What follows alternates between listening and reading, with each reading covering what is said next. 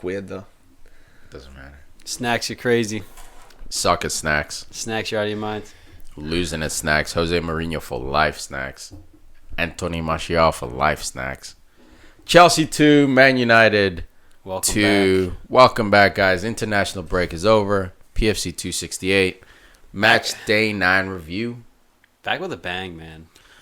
Back with a third base bang. Third base We bang? got to third base, bro. United. That's still a bang. It's close enough, right? As close as you're going to get to a home run as possible. United almost stole this game. You look at the stats. Almost stole it, bro. First half was ugly for us. Wasn't, but we were resolute.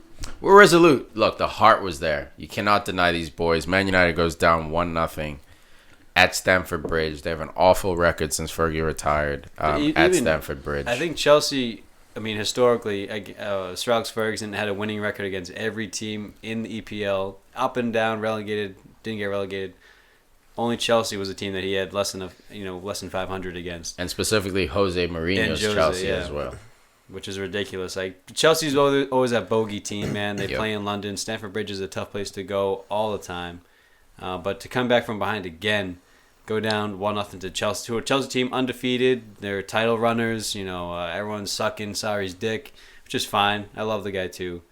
But Eden Hazard, man, that was a story. That was aggressive, dude. That was straight up aggressive. Eden Hazard,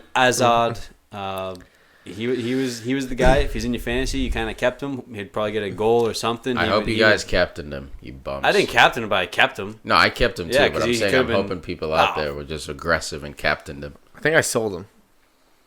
I don't know. I forget. For who? I don't know. He's like 10-8, bro. So Actually, maybe I kept him. I don't know. I don't know. It's just one of those things. Over international break, my mind. International break. Yeah, just international kills break kills the rhythm, dude. Dude, it's the Nations League, man. Oh, cool. Oh, the Nations League. Actually, I love Nations League because it kills Liverpool. So Yeah. I'm all for We it. had like 4 injuries. Yeah. Between AFCON and the Nations League, Liverpool's fucking getting finished outside top 4. Dude, it's funny because Klopp hates it the most, too. Well, he's going to get affected by it, yeah. He came out and says, what's the But point? I agree with him. Like, enough of... You don't need that competition. Relax. Look, I don't think you need it right after a World Cup, right after a Euro. Like, it doesn't make sense. Right now is the Nation League until next June. And then in June, the Euro qualification start for Euro 2020 or like South America. But this Nations League plays into qualification. It does. Which is coefficients. Dude, even professional managers at an English Premier League level are confused by the Nations League. Between its jeez. Goddamn. Between its existence in itself and between the purpose and just how it functions. That's what I'm saying. Like, I would understand it from like it's literally after the World Cup. We know who the best team in the world is. Why are we having a Nations League to figure out who the best? And those dead legs. All you're doing is promoting injury. That's it. And I wish Klopp would take a page out of Sir Alex Ferguson and just start saying random people are injured and they can't go to see the nation. He'll get there, man. Salah, Mane, Firmino, they're all injured. They're always injured. Your ankle hurts. But guess what? It worked. Oh, of course. It does, man. You do what you got to do. But look, to be fair, like a lot of the country's FAs are like becoming more and more strict on that. That's why like a guy like Salah, exhausted as Virgil he was is, injured will still too. have to show up. Before he even left, Virgil was injured. Virgil was playing with broken one. ribs. They were saying, or fractured ribs. He still had to go But and Klopp play. had the funniest line, man. He was talking about, he's like, look at other sports, all these breaks they get. And he's like, the NFL, their summer break is longer than our season. Like he's like, what the fuck? Yeah. He's like, we play so much and we have the smallest break. It's ridiculous, Dude, and it's also like with the Christmas break coming up, these players just don't get a rest. So like you go international and you have to go balls to the wall. Usually it used to be just friendlies between now and June. 11 subs, friendlies. 14 subs, unlimited. Exactly. So basically they're trying to figure out, all right, what's the team we're going to use for qualification processes. They'd have a year to figure that out. Now it's like you got England playing against Spain. You got Netherlands playing against Germany in like competitive games, and those results are publicized, or not publicized, but like the media reports on those results. Before you wouldn't care. Oh, Poland beat Gibraltar 6-0. Who cares? But if Italy got relegated in the first round, oh my God, you didn't make the World Cup. Now you're relegated. Yeah, man. So like it's It this just adds so much weird pressure. unneeded added pressure. For sure, man. But back I to love this it. game. Let's go Liverpool. We love the Nations League. Keep it going. Back to this game, man. So, man, it pains me with this game because even the goal Chelsea got was a lack of concentration. Which one? The first one. The first one they got was a lack of concentration. Essentially, Pogba was supposed to be on Rudiger. Essentially or literally? You know what? Fuck essentially. Literally, that was his goddamn man. He got dangled. Dude, Boop, boop. You saw his face, man. Like, they had one angle that was like reverse angle down the pitch, and it showed him in the eyes. And for just that split second, he was thinking about something else. So like he didn't have his eyes on. Thinking about his So emojis. the issue was he saw the screen coming. David Luiz crept over to Pogba and Rudiger and was gonna set a pick so that Rudiger could break off. Pogba was in the middle of telling Lindelof, like, hey, if there's a screen, you pick up Rudiger. But even after the post-match interview, Jose Mourinho said, like, we drill these things so that when the player's eyes are closed, you still know who your man is. So he's basically hinting, like, Pogba, no matter what, you got to fight through that screen. And when the kick was taken, like you said, Pogba was looking off. He wasn't even talking directly to Lindelof at that point. He had his eyes off Rudiger. Rudiger gets a 2-second head start.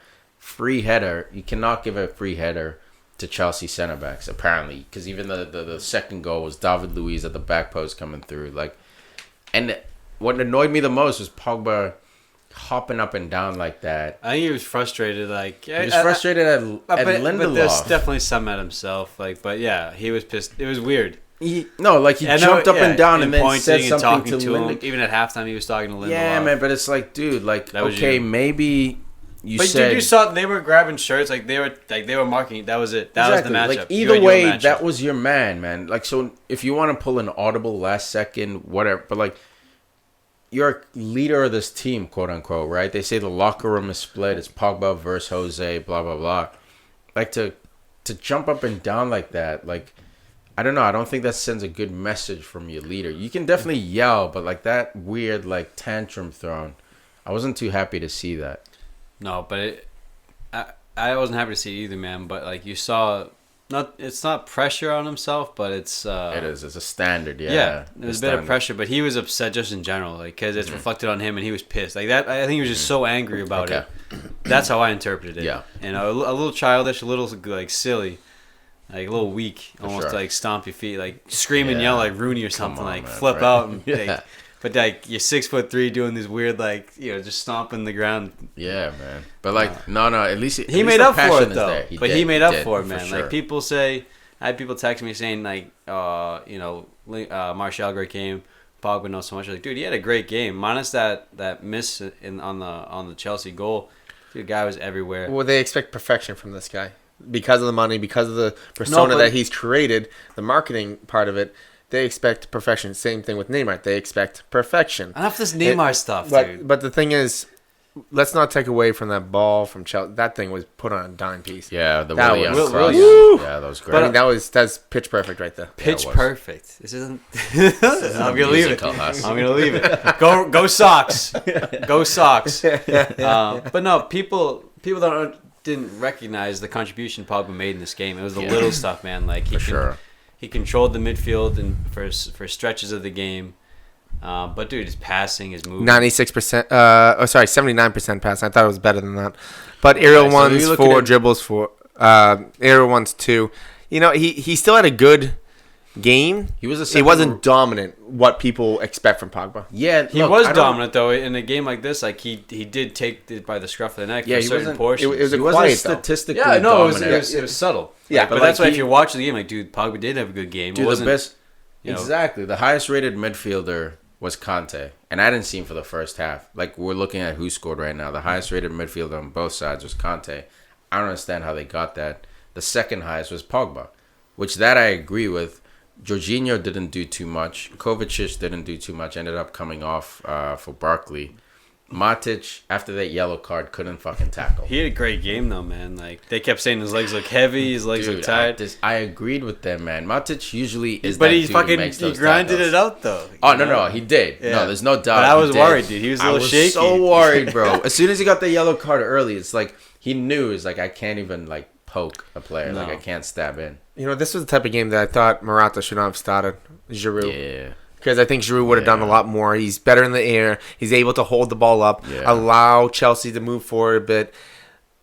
Look, this is not the game that you're trying to get Morata confidence. But the problem was fucking Giroud's the guy you always sub on. Like, he's best in a sub on situation. When you're chasing the game, you need to lump it up a bit. But he's also been playing better at the start than him. So he works either way, man. But I think the way Sarri wants to play, instead of lumping it up to Giroud, say that that's a plan B. Go with plan A with Morata. You play through Willian and Hazard anyway. Morata's just the guy, and he had a chance to score on the 180 turn. Yeah. But he fired it right up to Gea, Look, the problem with Morata is that his hold-up game is not... Dude, this guy is such a bust. Like, between him... It was him and Lukaku.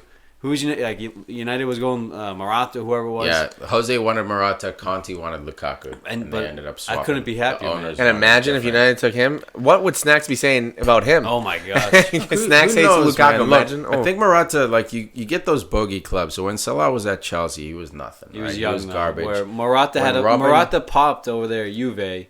Did it for Madrid a little bit, but he was in the shadows. Nah, he did it to the point. Juve, he did it. Dude, he did it to the point at Madrid where like they had to choose either Benz or Morata, and they chose. They chose Benz, but like he did it well enough to really like we can't have this guy as a sub option. He's a starter.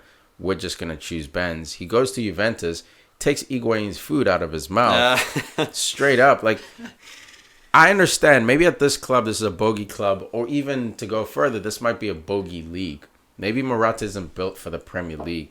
The people who say he sucks, man, just watch this kid's highlights. There's something there. And the chances he misses are like confidence issues. Oh, absolutely. He gets in the right positions.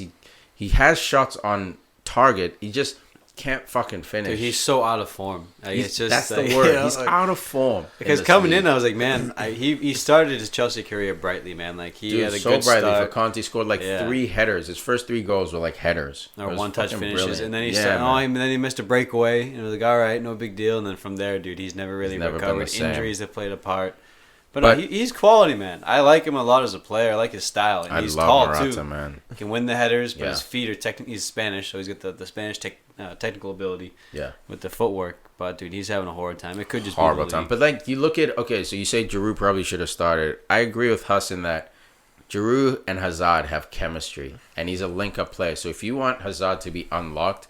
You need Giroud to be there. Just like Mbappe and Griezmann for the World Cup. Giroud didn't score any goals in the World Cup.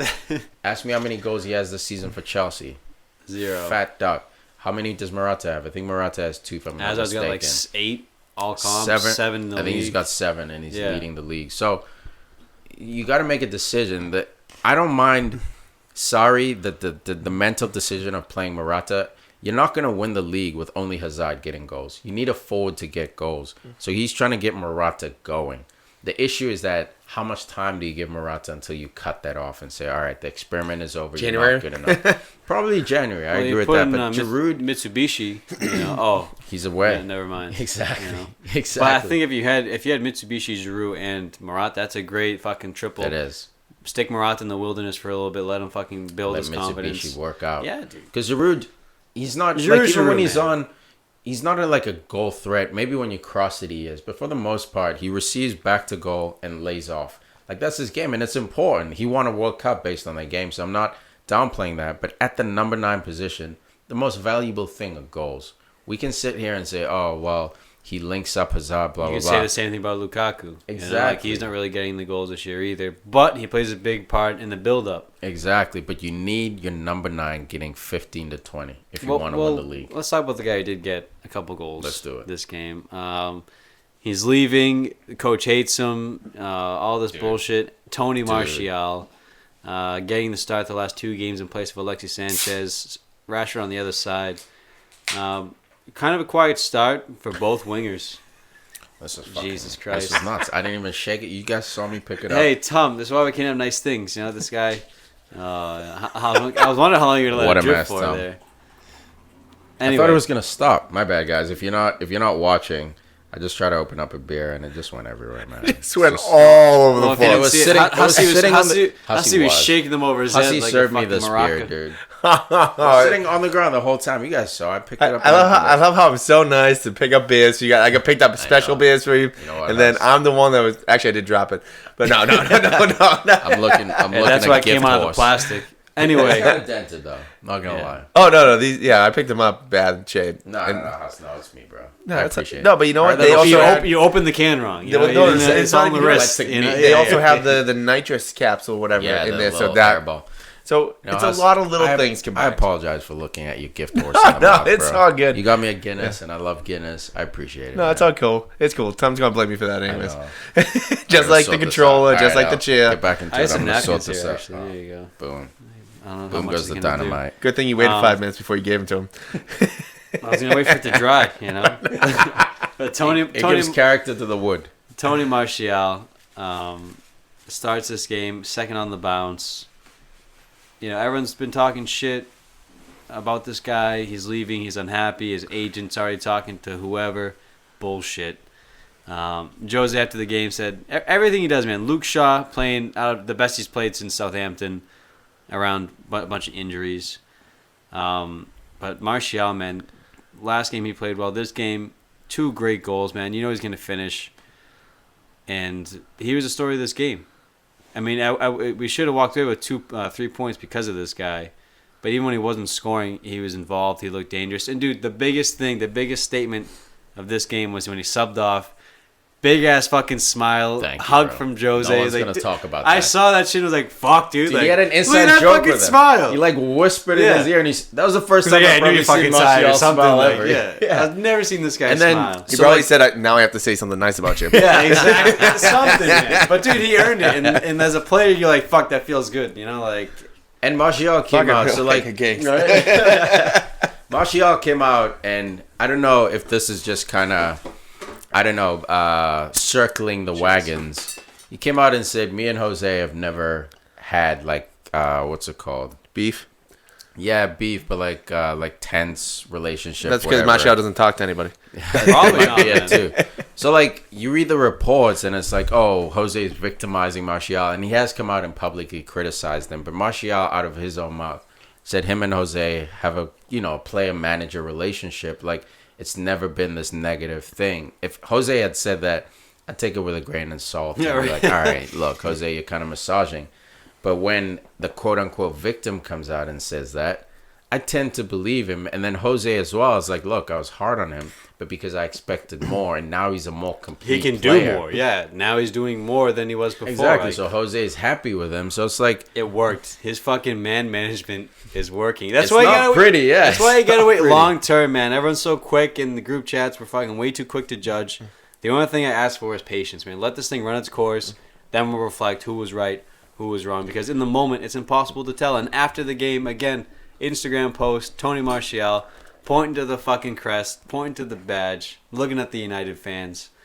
I mean, there's words he's going to sign that new 5-year contract also, which is, even if we sell him, fine. He's got a 5-year contract. Give me big bucks. Yeah. 100 mil easy, man. If I don't know about 100 mil. If defenders, if Virgil van Dijk, if Alisson on United, fucking Liverpool is going saying a lot of words. 70 million. Kepa as well is the most expensive goalie for Chelsea. How much was he? He was 76 or something. He was and a little Alisson bit more was, than Alisson. I think was like 70. This guy was like 76. I could see him going 80. And dude, bro. Fuck yourself. And he's young. Man. What are you and he's French. talking about? Dude, he's going for 100. I'm not saying he's worth 100. We're not saying he's worth, but his price is going to be at least 100. Dude, Maguire was 70. Maguire's done a lot less. Maguire had one good World Cup. I wonder if Maguire has the same amount of goals as him. No, not anymore. Maybe if you asked me 2 weeks ago. 2 weeks ago, you might have had a point. And saved a couple goals, but too. Right now, Martial has 3 goals in 2 games, man. But the big thing about Martial, Pogba, Shaw, those are the big incidents that Jose was involved with. What are you saying? Incidents that he was involved with, like talking bad about them, or incidents as in there's rumors about them not being happy. Every single one of them could have sat out this summer. They could have held out. They could have forced a transfer, but none of them are. And then there's also rumors saying that the relationships aren't as bad as the rumors are saying. Mm-hmm. I know that's a rumor about a rumor, but it is what it is. I love when you I'm surprised Al didn't say anything about that. But the thing is, I think things are just getting blown out of proportion because results aren't coming. If they're winning, if they're in first place, none of this is said. But even if the results come like they were, even if they're not playing the right style. No, but they were never in first place. But if they're in first place and he's barking at Shaw, if he's barking at Pogba, then it's considered working. That's the difference between first and second place. It's very simple. 10 points difference, basically. 20, like 9. Okay, that's the big difference right there. If they finish first, no one says anything. They praise him for it. Oh, I love that he's on these players' backs. I love that he's motivating this way. But because they finished in second by 9 points, that's hardly anything. Exactly. To a record-breaking that's all the media bullshit. And that's the thing with Jose. Like, he's never changed who he was. He went in Real Madrid. That's why he's always been a 3-year manager. Because at some point, the ownership will side with the players and say, this guy's a next-generation player. So the second time just now with Chelsea, the second stint he had, literally Abramovich chose Hazard over Jose. And right now, this summer, it looked like Ed Woodward was picking the players, Pogba, over Jose. Jose said, I want to spend X. You don't need it. We have the team. We have the pieces. We don't have pieces. Yes, we do. No, we don't. And even in this beef where, who knows, the rumors say Jose wanted to sell Martial to bring in like a Perisic or someone more established. And Woodward said no. It looks like Woodward, that's at least a good thing Woodward did. If it's true, it's good. You keep the youth. You keep it going, the promising players.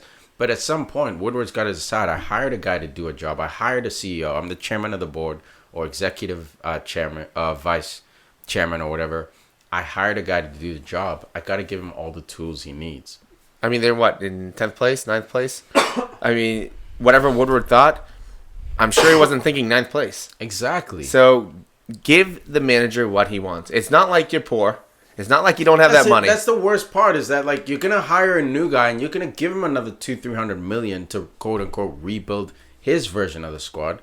So it's like, I get it. You're in deep with Jose, but this guy's won trophies ever has been, including where he started at Porto. Like, but look at this is the guy you gamble on. This is the guy you put all the chips in the middle of the table for. Like, if Zizou comes over, cool. Zizou, man, he did a brilliant thing at Real Madrid, but that's a FIFA team he was using. Yeah. He's in a league where it's only 2 clubs. No disrespect to Atletico Madrid, but let's keep it real. Well, it's Barcelona and Real Madrid. So, like, okay, United brings in Zizou. He's going to want the best players in the world, too. He's not going to be hoping that Fellaini somehow is going to bail him out. Well, I was going to say, United's in a tricky position right now because of the fact they haven't won the league for a while.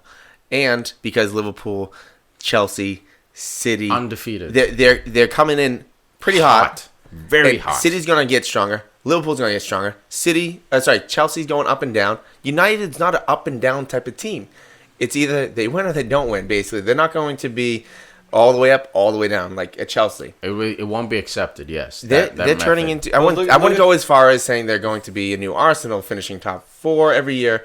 But the thing is, if you get rid of Jose and bring in another manager, you might start doing the round robin again with managers. You don't know if you get another David Moyes type of manager in there. If you got Emery instead of Arsenal, you don't know what that's bringing. You guys very well could go the next 10 years. But look, all you need to do is look across the city to Manchester, across the town to Manchester City. Look at Liverpool. Look at the investment these boards have made in these teams. It's ridiculous. 150 million for three defenders who are all quality, established. And that's what he needed. He said, look, I need fullbacks. I'm going to spend 9 figures on fullbacks. Goalie. We'll spend 70 million, way overpriced for a goalie. Unproven. Played at Roma. But we need it, so we don't give a fuck. We'll do it. And we're Fenway Sports Group. Virgil we have as well, no money. $70 million. Like, obviously, hindsight is great. Like, Virgil seems like, dude, that was a bargain But price. that was a risk. Thank you. That was a big risk. And coming off the ankle. Shaw came from Southampton. Virgil made a risk. I don't know. Lovren came from Southampton. Exactly, dude. Look, it was a risk, not as big as like Lovren per se, but like it was regardless. Like, it's easy. Hindsight is always easier, man. You look at Virgil, like, dude, he could have probably been 120 million at this point, but like at 70 million, we're all sitting there saying, look, he's got the pieces, but a lot of players have pieces. It just never comes together for him. Look at Morata. He has the pieces. Guys, I beg you, please watch Morata's highlights at Real Madrid and Juventus. And you'll watch his highlight tape. Oh, he's great. That's what coaches look at. Alexis Sanchez. Sanchez too, dude. Yeah. Sanchez, we got him for a bargain price. Like, you never fucking Virgil was coming off an ankle injury and everything. And he set out 6 months because he was legit nervous. They didn't transfer him. I was too, dude. And you guys bargained. But you paid $70 million, and it's you stole that player. Because there's a few players, we can name quite a few actually, that Liverpool bought that just haven't played. Enough. No. We're on United. No, we're not on United. We're on Chelsea and United. You said Liverpool like 3 times. That's cool. Yeah, I'm also the only one that complimented Chelsea on something. I have too. What? What was I talking about? Exactly. Jorginho, man. Jorginho's hair looked beautiful. Oh my god. You said sorry. Everyone's sucking his dick. So, and then you said Morata sucks. And then let's see, Hussy. Okay, what can I say about Chelsea, man? That's positive. I mean, they didn't do much. I mean, they had more possession in this game. Okay, they had more shots, barely more on target. But I mean, for all their control, man, they didn't really threaten De Gea that much. It wasn't threatening. You know, Jorginho was neutralized. Hazard was in Ashley Young's pocket. Morata. No, they really didn't. They were resolute in the back. 21 shots, 6 on target, 7 blocked. That's 13. That's what I'm saying. They weren't threatening. Look at United's on target shots. They weren't threatening. 4? We had 4 on target. Yeah, 2 goals. 6 and 4. You know what I mean? So like that's just you had 7. You had 7 total shots. They had 21 shots altogether. So that was it. United was hunting like 6. They got 6 on target out of the 7 they took. Whereas Chelsea was taking a lot of outside shots too. Like they were taking shots from distance at some point. Trying to beat De Gea from 20 yards. I'm not saying Chelsea played great. I mean, the first half they were better. I'm just saying. I mean, this is United going to an away club and like a team on form, going away and getting a great result and should have walked out with a win. I'm going to praise United more, not just because they're my club, but because they performed better. And usually United's on the other side of this, where United will have a bunch of shots against like Burnley or whatever, and yet still somehow not get a result. Yeah. And have the possession, not get a result. So Chelsea, for once, was on the other side of that. They controlled the game, Huss. There's no denying it. They controlled the game. I'm not going to say they bossed it, because bossing it means literally you're creating chances at free will. They controlled the game in the sense of possession. They had a bunch of shots, but most of the shots, if you even look at the display shot, the shot map, they were from far. I don't know if we want to continue with Chelsea real quick or go after the goals and come back to Chelsea. But I have a question about Chelsea right now. Wherever you want to go. January. Am I wrong to say they have to buy an attacking option? Chelsea? They have to either... Because Willian is not going. Morata's not going. Look, Willian has to stay, but maybe in the summer... No, not going as in... I'm just saying he's not firing. Sorry, wrong word. They might have to bring home Batshuayi. I don't know who's available in January that Chelsea could use. You know what I mean? Like, maybe in the summer... Yeah, they need a number 9. A real legit number 9, 100%, I'm with you. But in January, you're not going to get the level. You're not going to get much better than Morata in January, because the top clubs aren't going to let go of that quality number 9 in January. In June, they might. In January, you're just not going to swing it. You're going to have to gamble on someone, and maybe they pop. So I would say bring back Batshuayi in January. Have a 3-way competition for that spot. Hopefully, Batshuayi, finally, you give him the 6 months. Say, look, this is just 6 months. You say you want to stay at Chelsea. This is it. We need goals from you. Diego Costa was the last successful forward they had, and they're still suffering from that. And before that was Drogba. That's it. I mean, they've always struggled at that 9 spot. Oh, and Nikola Anelka was there too. And even he was not Morata, but like he was not the Anelka of Arsenal. No, but he'd still get you 20 goals. Honestly, when he went to fucking Bolton, Anelka was better. It's almost like Lukaku going to West Brom and killing it.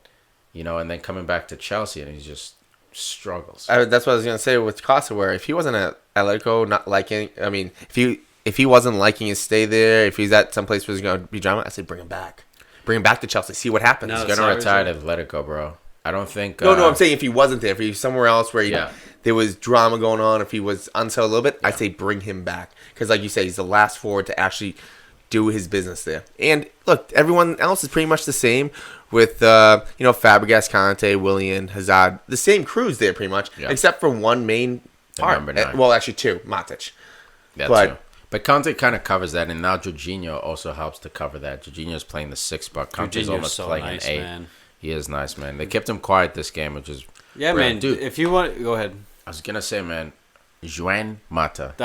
You took my thunder, man. Has to you fucking took my thunder. start, dude. The creativity from this guy, and I love that they played him in that 10 spot. Nice guy, always finishes last. I've seen Mata played in the number 10 before. I've seen Alexi played there. They both, I mean, they did. I don't know if the rest of the team around them wasn't really settled, but Mata didn't play well in the number 10. But he played well, like because he doesn't have the pace, man. But dude, he was making the right fouls when he had to foul. Yep. He worked his fucking socks off. He was involved in both of the goals. And he gives Pogba that creative partner in midfield, whereas that's it. He passed to Matic. Matic again, dude. Nothing. Matic. On that note, man. Fucking Matic. Juan Mata, probably the unsung hero of this game for United, fucking buzzed around. He was a creative force. So busy. With Pogba. So busy. But when Pereira came on, dude, this guy, his composure on the ball in the face of fucking crazy pressure. Dude, he'll always find a foot. He always finds a player. It's never a panicking hoof. And it's like, dude, this kid's so young. Comes in as a sub. Dude, you saw that, right? Like, you saw the change. Like, he wins the ball, gets stuck in. But then we're keeping it moving it around. We're looking forward. Yeah. We're looking to he was incredible when he came in. And Herrera was that I don't know. Herrera's injuries have kind of, like, stalled his career. I still love Herrera. He's still one of my favorites. But, like, that's stalled. Herrera was that... Dude, I felt like Pereira has become his own, man. And that's why this guy has to start. If you put him with Pogba... And Matic... Like, I understand Matic's role defensively, man, if he's not on a yellow card. Carries the ball well. He's fucking wins the game. Exactly. Dude, but this is a good lineup for Mata. Forward. Because we talk about how... perfect lineup. Well, we talk about how he's not very athletic per se. Like, naturally, like, fast, can jump high. But he's surrounded by Rashford, Lukaku, Martial, Pogba. If you lose the ball, Matic is back there to kill somebody. But he's also he's a big game player, man. Remember his brace against Liverpool a few years ago? Oh, now we're talking about Liverpool again. We're talking about Liverpool now. No, we're talking about United. We're talking about United right now. I'm talking about a scissor kick. Yeah. Fucking scissor dude, he almost kick. had a second scissor last season. Remember, like in the second, he missed it. But dude, Mata just wants the ball offensively. Give me the ball at all times. Like, and that's what United's lack. Like, Pogba basically gets double teamed, or he's forced out to that left center mid position. So like, it's easy to keep him out wide and not be dangerous. Mata wants it on the left side, the right side, the middle, picking up deep, making that second shadow striker run. Like, he has to play. Someone of that creativity has to play. And I know Jose likes his big, tall guys, but Juan Mata, they're all out there. They're all around him. But there was no Fellaini. I was nervous he was going to play Fellaini to try to counter it. I love Fellaini, if but I think was he's fit, he might have played. True. I think Fellaini's a situational player. Like, if you're playing a team like West Ham that has a lot of height, cool. But he was playing in game. He played like 5 games in a row in the league. He did, man. And when you have Pereira sitting there, who can fucking play, and you're playing Herrera just came back from fitness, or even Mata, man. Like, he's a tiny guy, but like, literally offensively, dude, this guy always wants the ball, and that's where United lacks. The only negative really for United was that Lukaku, we struggled to get him involved. Couldn't find his feet. I think he had 9 touches in the first half. Dude, like, couldn't find the guy the ball, which was frustrating. The problem is people knock him for his influence. Dude, how are you gonna have influence if no one can find you the ball? We didn't have a lot of possession. That also plays into a part when you're number 9 by yourself. Yeah, a lot of isolation. Maybe he could have done better. I don't know. Run harder, work faster. He could have done better when he had those few possessions. Yeah, hold on to the ball. He had one. He stormed through the box. It was his only real chance. He lost it, kind of soft. But But before we move along, let's talk about the man of the match. Yeah, Martial. One more time. Tony. That first goal. That was off the thigh, right? Off the thigh, then thigh. Didn't even land. Volley. Bang. Just the composure. I know he's close to the net. He's 6 yards out or something. Bang, bounced around. Just the composure to be like, oh, there's that the ball. Hit 2 hips. Yeah. Hit Rashford's hip. Hit Jorginho's hip, and then off the thigh volley. But that's great. Forget about the touch of the thigh. That's great footwork because you're getting your body. You're getting your body squared up. You're getting your body balanced. Coach Huss, I love it. Starts with the feet, just like offensive line. Just over the ball. It's always the feet. It's always the footwork. And that second goal was also a missed touch or a heavier touch than it should have been. It worked out in his favor, but it ended up going further, which made Ashby-Laqueta have to recover more. And he's never going to miss from that angle, too. Dude, he's a much more clinical finisher than Rashford is. Yeah. Rashford's capable, of course, but no, that's me. Sorry, Huss. Yeah, man. And, not to be too biased, we got to give Chelsea their due. They fought, and 96th minute, basically the last kick of the game. Ross Barkley, the guy who's been hot under Sarri, says he's enjoying his football more than he ever has. Because he's playing. Exactly. Also comes in and he's a hero. Top players too. That always helps. And him and Hazard are building some kind of chemistry. Every time I see him play, him and Hazard are always trying to find each other. He's a 8 out of 10 athleticism. He was 9 out of 10 a few years back. He's 6'1", playing the 10 spot. This guy, I mean, once he can find his form and find his first touch is actually pretty good. But if he can get some actually intelligence, shall we say? I mean, I'm being a little bit harsh because he's obviously pretty good and he's on Chelsea. But if he can learn from Sarri where to be with certain positions, when to pass at certain times, when he wants to be shot, like how to play soccer. If he can learn just a little bit from even Conte or Kovacic and Sarri, this kid could still. I mean, how old is he right now? He's young. I think he's 24. Yeah, he's an old 24 in my book because I thought he was like 26. Look, he's been around for a while. He was 21. He left Chelsea. He left for Chelsea at 22 and a half, 23 years old. Got hurt basically for an entire season. Away. I think last season he played 3 or 4 games for Chelsea in all competitions, just to give you an idea of like how hurt he was. And this kid, when you saw him at Everton popping, like he was special. Phil Neville was commentating this game on whatever stream I was watching. He's like, yeah, I trained with Barkley when he was in the academy. Like, he came up, he was like 16, maybe 17 at the time. He's like, yeah. It's like at that age, I was like, this kid can play. Like he saw it in him at a young age. It's just taken him a long time to get to where he is because he did leave Chelsea probably a little early. Everton. Leave for Chelsea. Yeah. Left Everton for Chelsea too soon. Should have stayed maybe 2 more years. Really just played 38 games back to back. Yeah. Play as much as you can to be that more established. Well, remember because his biggest problem was even Phil Neville was saying that he didn't have position. Yeah. You know, he couldn't lock down. I'm gonna be attacking mid. I'm gonna be number 8. I'm gonna be a fucking winger. Like he couldn't knock down. Still to this day, doesn't really have a set position, but he can play anywhere kind of across that midfield 3. Yeah. Yeah, man, he's gonna be, and he's saying he's enjoying Sarri's training. Everybody is, dude. Yeah, you're right. Everybody is. They're all fucking smoking Marlboro Lights. Well, it's also a new voice. That's it. And that's big. It's that Chelsea bump. All right. Oh, but shall we talk about the second assistant, the drama at the end? Yeah. Chelsea's second assistant. No, we really shouldn't, man, because everyone we should just to mention it, but like it's overblown, guys. Go ahead, Huss. Oh, basically, the second assistant, I can't remember his name at the moment, but Chelsea's, it is his second assistant. He basically, I'm not sure if he's actually looking at Jose. He looked at him twice. But twice. I didn't know if he was looking over him or not into the fans. No, he did. But he was celebrating in front of Jose. He did an arm right in front of his face. Then Jose got up, tried to run through the security like he was actually going to do something. Why you gotta say? Why don't you just explain the story? You're already spinning. He's just trying to shit on Jose for no reason. No, it's just funny. This guy celebrated twice in Jose's face. Jose let it go the first time. No, I'm fine with him going after. You didn't explain it that way. But if you're really, let's say those guards, security's not there. What does he do?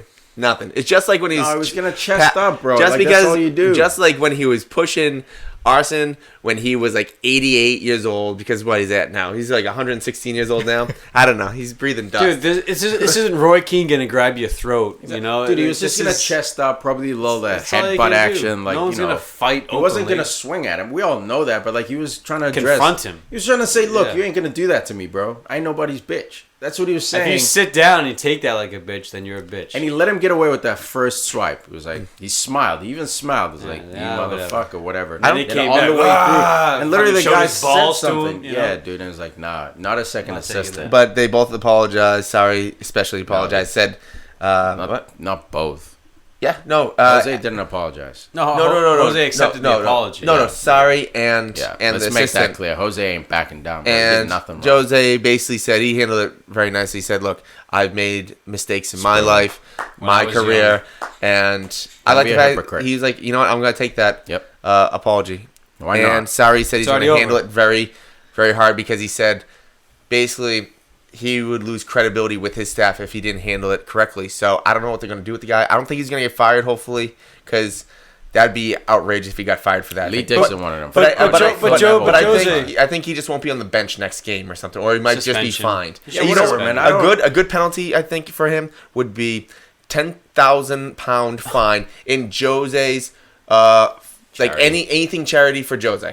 I think that's a little extreme. Yeah, that's a little PR. Like, I don't know how much money. No, but he doesn't have to pay it. I don't know how much money this guy's making. But does it look good though? Yes. So maybe even the club pays it, and you're banned from the Saturday. As I'm telling you, a month from now we won't remember. But Jose, we'll remember when they come back. But Jose, what do you think should happen? It's over. Like, dude, he's love fucking that. down. They're Like, trying it's to bait over. him into it. Yo, what do you make think? It a big. It's over. It's like I accepted the apology. It's over. Fucking over, man. Everyone's trying to make. What a great game, but it's a shame. Everyone's gonna remember. No, because you're gonna make everybody remember it for this stupid event. This was a great game, man. But dude, yeah, on that, Jose's best press conference post match. Could have thrown Pogba under the bus. Didn't do it. Could have said anything, man. Praised the team. Positive. No, between that, the Martial hug and smile.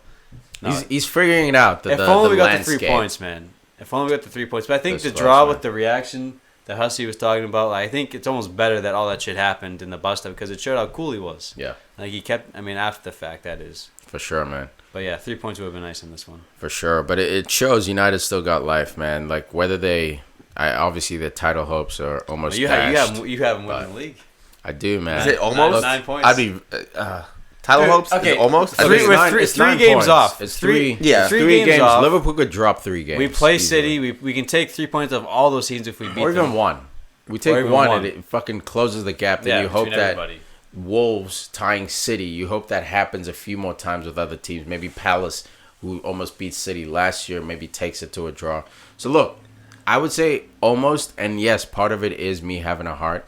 Do I think this is a title-winning squad United has? No, but like, weird things fucking happen. They're better than 9th. If Tom Cleverley can win, they're better than 9th.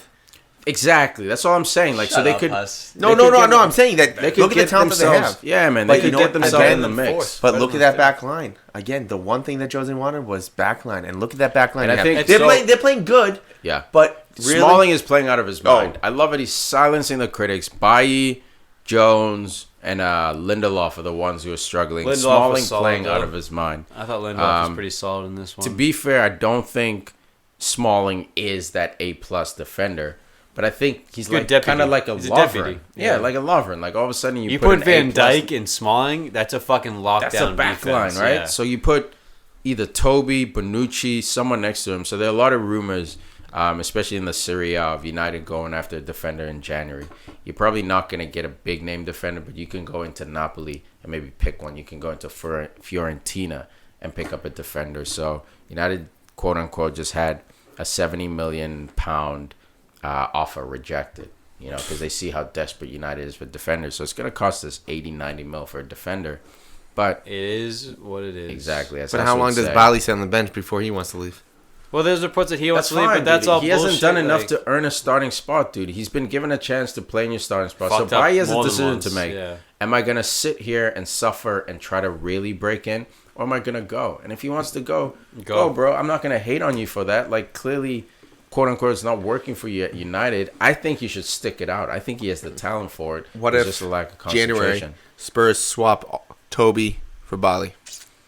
I don't want to swap. That, no, I don't want to swap. Well, they did it with Mkhitaryan and Alexis Sanchez. Same type of situation. Sucks. Yeah, but you know why? Alexis Sanchez was older. If they were both older, I don't want to swap a 30-year-old for a 24-year-old. But it's the same type of situation. So I could see something happen. It's age.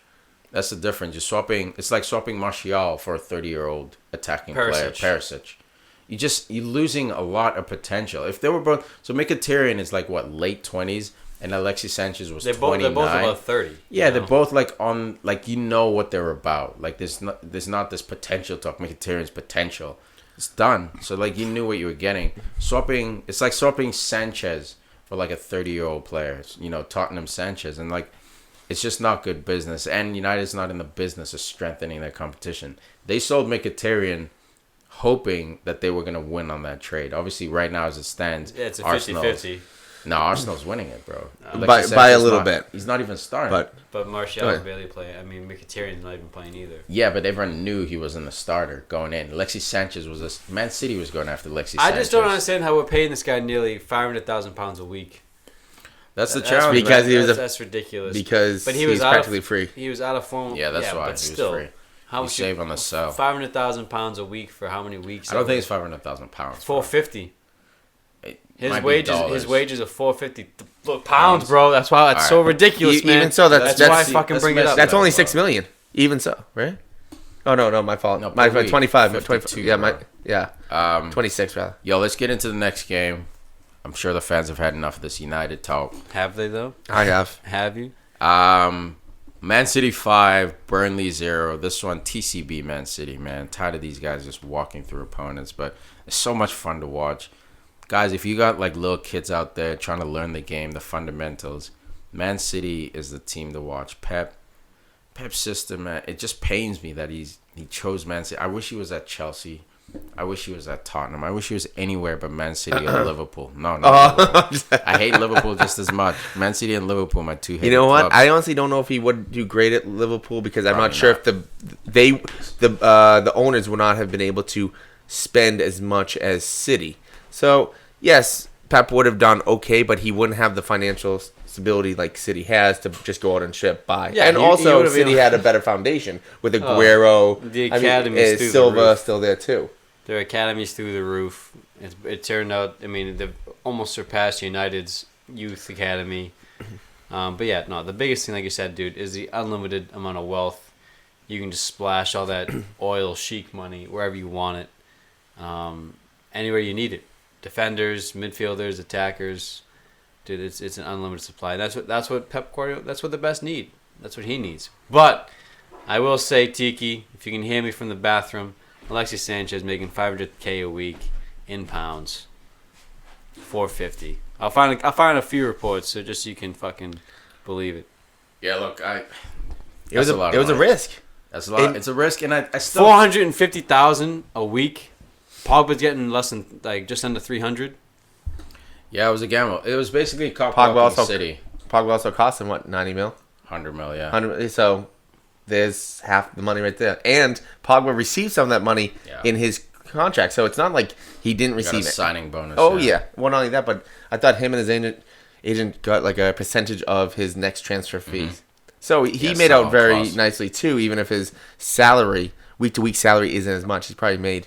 Okay, here it is. Okay, so according to I thought you were gonna fall off the seat right there. Ballsy.com, I didn't fucking know. Wait, what? I don't think you should have said that. Now it sounds. Now it sounds like your normal this is website. The Guardian. It's from the Guardian. The Guardian, who protects the ballsies. Apparently, Sanchez makes a basic wage of £391,000 a week. Okay, and gets a $75,000 bonus for every game he plays. So on top of that, he's given an extra $1.1 million every year as a sign-on fee. So he's making twice as much as stars that have outperformed. Like Harry Kane and Mo Salah is making twice as much. So $391K a week, every game you play, another $75K. Just one bonus. I'm sorry, just playing one game. That bonus is more than I make in a year. That's depressing. Well, that's football. There's so much money in football, man. Like especially if you nerd out and start playing Football Manager. Yeah, don't feel bad, dude. It's stop ridiculous. Building appearance fees, goal fees, assist bonuses. Like there's so many ways to juice up a contract. Like $75K is a lot, and that's probably why Jose is like, yeah, I'm not even starting you, bro. Like, it costs us $75,000. This is bad for business. But look, I still don't think the Alexis Sanchez experiment is over. There are a lot of people out there in the fast food generation, fast food world, baby, players 1 year, 2 year. Look, I'm not sitting here saying Alexis Sanchez is gonna be the end all be all, but I'm fucking happy he's on United. I'm happy he's on United. Has he proven it so far? No. When he subbed on late, even in this Chelsea game, he was creating a bit of noise. Well, how about that first goal by Sergio Aguero? Thank you.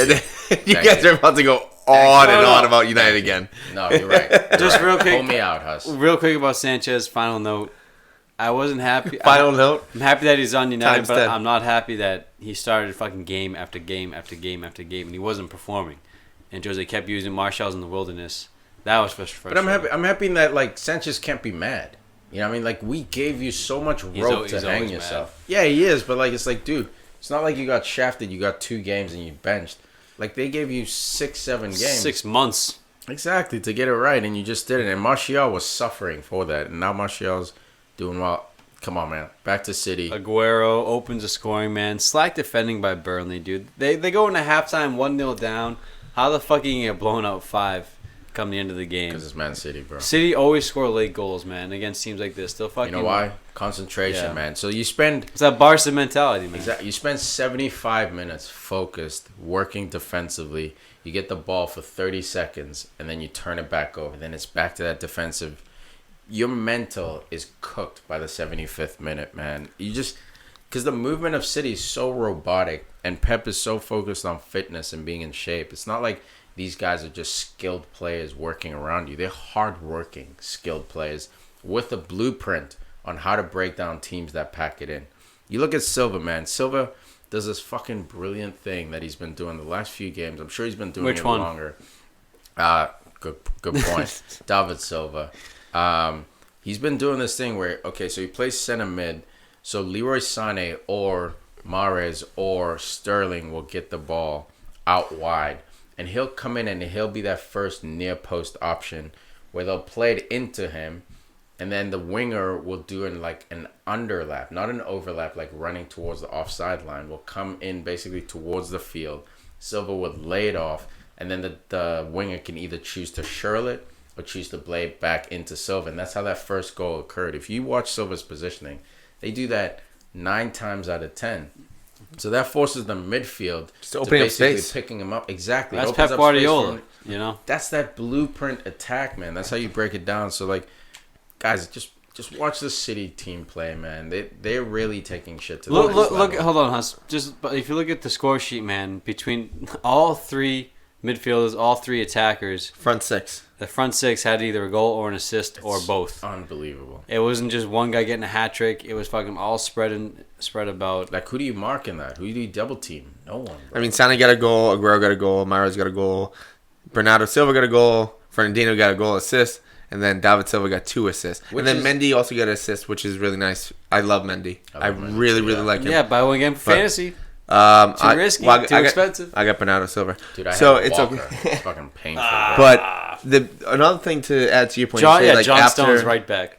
When TIki said after like a certain amount of time you start breaking down, you also have to remember this Burnley team also has to find a way to get a goal. So as time goes on, not gonna happen. Even though even though that they're defending, they have to start attacking a little bit more. So once they start opening up, well, floodgates. See you later. Absolutely, man. And on to next week. And like you have to believe in your attack so much. So that's why Liverpool always gives City a hard time. Is that when you're attacking with one eye looking behind you, you're screwed. Wolves did brilliantly, dude. When they attacked City, they were like, "Look, we know we're exposed, but we're looking both eyes forward. We're gonna try to break you down," and that's how they got that 1-1 tie. Got to break them down at the defensive side, in your attacking third. You got to get them before they start rolling down the field at you because, look, they have too much speed. They have too much skill. Look at Mahrez's shot. That could not have been any more top 90. Dude, I'm so happy for Mahrez, man. It sucks that this is the baby blue Manchester side of the world. But, like, you look at a guy like Mahrez who, like, he earned being around these players. He was at Leicester grinding it out, being the fancy twinkle toes. Grinding, dude. Hitting balling these out, too, though. But, like, grinding in that, like, he was working hard. Like, he put himself on the map. You know what I mean? Like, it's not like, oh, he played at the Barcelona system. Now, look at him 4 years ago. Where was he? Exactly, dude. Like, so, like, he earned this, and now he's surrounded. He's playing for potentially Champions League trophies, the question Premier League was, trophies. Could he fit in? Is he of that level? Is he, have what it takes, man? I mean, who scored would tell you he performed a 9.5 overall between his passing and his movement and everything he did right. And then that goal that he scored, man, it's class. That's an Arjen Robben strike. That's a Lionel Messi strike. He's adaptable because you guys, kind of made fun of the fact that I was like, yeah, bring him to Liverpool because he could totally do well there, even with Salah right now. But I thought a couple of you did. If you bring him to City, he does well. If he goes to Liverpool, he'll probably do well. Arsenal probably does well. Tottenham does well. He can change to certain systems because he has the skill set. He can pass. He moves well. He's pretty quick, and he shoots the hell out of the ball. So, for me, this was the first game I saw him finally fit into the City system. Like you said, Huss, he adapted. At first, he was still in that Leicester mode. Like, when I get the ball out wide, take someone on, try to get a shot. And that was Leicester. It was either I'm scoring or Vardy scoring.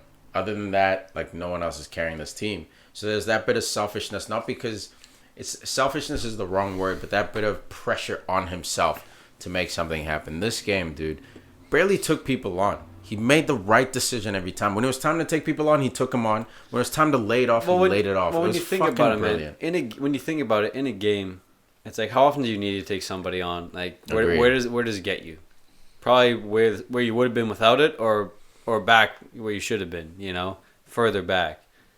Take on maybe 3 guys a game, you're gonna be better off, and you're gonna get a crazy result. You're gonna have better stats and just trust your teammates to break you in. Yeah, that's a small component. But that's a good key. He was brilliant this game, man. Brilliant this game. The passing, the movement, even that goal he got wasn't because he took people on. Like there was a turnover, someone laid it into. Yeah, no business shooting from out there either.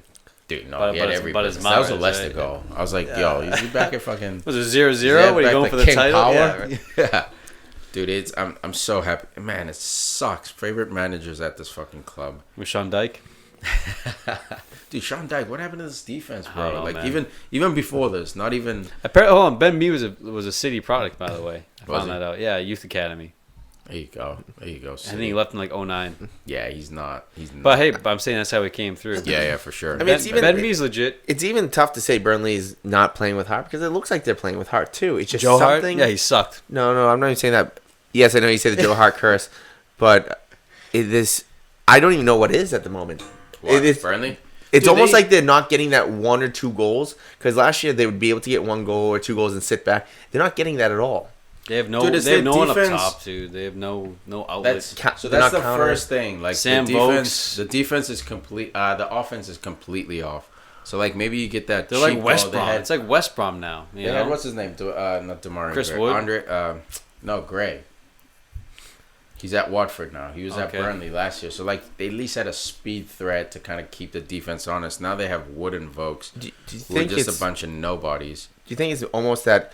Last year, before they finished so high, that people kind of overlooked them a little bit as an easy win, so they did well. And now that they finished well, it's like, oh, we have to plan a little bit extra for them. I don't know if they've been found out or what. 17 goals in 9 games. Yeah, that's crazy. Last season, they were a lockdown defensive team. Tarkowski was easy money in fantasy. Ben Mee, easy money in fantasy. Their fullbacks, I forget their names, easy money. Their goalkeeper, easy money. You look at him this year, 17 goals in 9 games. That's 2 goals a game. This was unheard of for Ben. And not much of a change around either with the squad. Not much. So that's the other thing too. No investment. No investment. And their structure, I think they're a little bit more conservative. I think they see writing on the wall. Like, we might not be here for a long time in the Premier League. Let's not get your money, build the club, build the fucking economy of the town. Let's be a mid-table club, exactly. But you gotta stay up, dude. And that's the key. They're fine right now, man. They're new age West Brom. They're in 13th spot. When the defense isn't rolling, they're losing. Exactly, man. So they got to sort out. They got to get a real forward who will be a proper offensive threat. They have 2 wins, 2 draws, 5 losses, which we expect from them, like a mid-table club. But they're just leaking goals. There's no clean sheets from them, dude. Well, you were also talking about few clean sheets before the show. You're saying about Rooney being linked with Burnley with one of the teams. Yeah, look, that could work. I'm not sure if it's Burnley. I saw a headline. What do you think? Let's say it was, hypothetically speaking, he goes to Burnley. How do you think? Does that help him? Hurt him? I don't think Rooney does help. I think they need to go for a young prospect. Yeah, they need to go for an athlete, someone who's going to stretch the line. So I'd say it helps. Rooney on any team makes it better. You love Rooney, dude. You love Rooney. How do you not love Rooney, man? Dude, I do, but he's going to help Burnley. He's just not. But there's no undying. They should even look at no, but like you look at Everton, he didn't help because Everton needed 10 goals scored from half. Inside his like 6 PKs, bro. So 4 goals. Let's keep it real. Look, I don't know if Liverpool. According to some people, snacks. I don't know if Liverpool will go for it, but maybe Burnley should even try to loan out Solanke for 6 months. Something like that. Someone who's gonna stretch. And he's great at heading the ball, where they're gonna win free kicks and get corners. They're not gonna be able to break a team down with passing multiple times. Or like, and he's a good shooter too. Exactly, but like, so they have Chris Wood and Vokes, dude. Those guys are Girouds. Poor man's Girouds. You played into them either off the head or you played into their feet and try to build off. They don't have any pace going forward. There's no one stretching that line. Bringing Solanke, I know he's a bit of a bigger forward, but at least there's some aspect of taking people on one-on-one.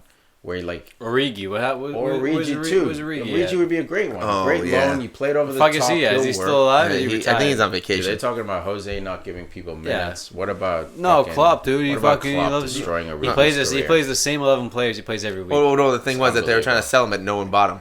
So it's like they're trying to get rid of him. No one wants him. It's because Klopp ruined him. No, Klopp did not ruin him. Nah, he fucking destroyed him. No. Fucking dragged him Didn't play what did he do in France? When he he came over, what did he do in France? What's he doing with Fabinho, bro? What did he do? What's he doing with Fabinho? He played. Over at Monaco. Yeah, played for the first time, 9 games in. Not for the league. Look it up. For the league. Yeah, for the league. What matters? They didn't buy him for a fucking Carling Cup. Champions League? He hasn't played in Champions League. I think maybe couple minutes. Didn't. Thank you, bro. Couple minutes. Let's be technical right now. Let's be literal. Let's be literal. That's fair enough, man. Let's get back to this game. Sergio Aguero, dude. Most people's captains. I would guess if you have Sergio Aguero, 80% of the people captained him. He gets dude, everybody I saw in fantasy, but he should have had a couple. See, I captained Robertson, Liverpool, left back, Robertson. So fucking clever. 16 points. Yeah, that's not all you bitches out there fucking 12 points, dude. Captaining strike, yeah, beat him by 4 points. And you know what? Now that Aguero and you didn't captain him, I don't have him. I don't have him. I have Lacazette and Vardy going tomorrow. For fantasy wise, you can't gamble on strikers. I mean, if they got one goal, bro. It's nothing. You gotta gamble on strikers. You gotta gamble unless strikers. If it's Aguero. He's the only striker I would bet on 9 times out of 10. But Harry Kane's a dud. Look, I'm okay with you doing Robertson because Huddersfield has lost. I mean, practically every game. I don't even know if they won a game. They're 19th. No, they're 0-3-6. Yeah, so they're 19th. They're doing pretty bad. They're missing the top 3 players. They're doing very bad. But from Man City perspective, for fantasy, after we've seen him for a month and a half now, 2 months, you're starting to see the lineup a little bit. One player that everyone should start really looking at that I've had for a little bit, Bernardo Silva. He's been getting a lot of minutes and he's getting a lot of sneaky goals, and he's priced pretty low. Even when he subs in, dude, Bernardo's I have no City players. I don't, because I'm so sick of this inconsistent bullshit. I'm seeing where it gets me. David Silva, Bernardo Silva, and Aguero. Those are the 3 players. I just picked up Sterling instead. Dude, and now Sane's been playing a lot. Weekend? I know. Yeah, he didn't even play. Didn't even play, bro. It was painful. I swapped Mane. Is that a bad pickup? No, not long term. 11 points, man. I swapped Mane for Sterling this week. Obviously, Mane didn't play, so it didn't hurt me that much. But Sterling didn't play either. Yeah, man, it was painful. Missed opportunity. But I'm keeping Sterling. He's a hot commodity for the team. But yeah, man, City. There's not much to say in this game, man. Burnley kind of just bent over for him, dude. Fucking walked it in. Fernandinho though, man, with the fucking. What up? Yay! What up? What's going on? Dude, Tom caught me spacing out, and I looked up, and he's just staring at me, smiling. Yo, grab the mic right there. I was like, Where's the mic? Where's the mic? Where's the mic? What up? This one, that mic. No. Yeah, you can sit over Mic here. and This thing, right there. Right there. Just step over. There we go. Oh, I just got a face full of butt right there. Oh yeah, I like that. We're just What's going on, fellas? Oh, there goes the phone. We're just wrapping up the City game. The City game. Nothing to be said there, man. Show. TCB 5-0. Oh, Tom's cold. He's gonna be sweating in a second, boy. I'm so cold. Can't feel my fingers. Can't feel my face. Yeah. So What do you think about the United game? What I think about that?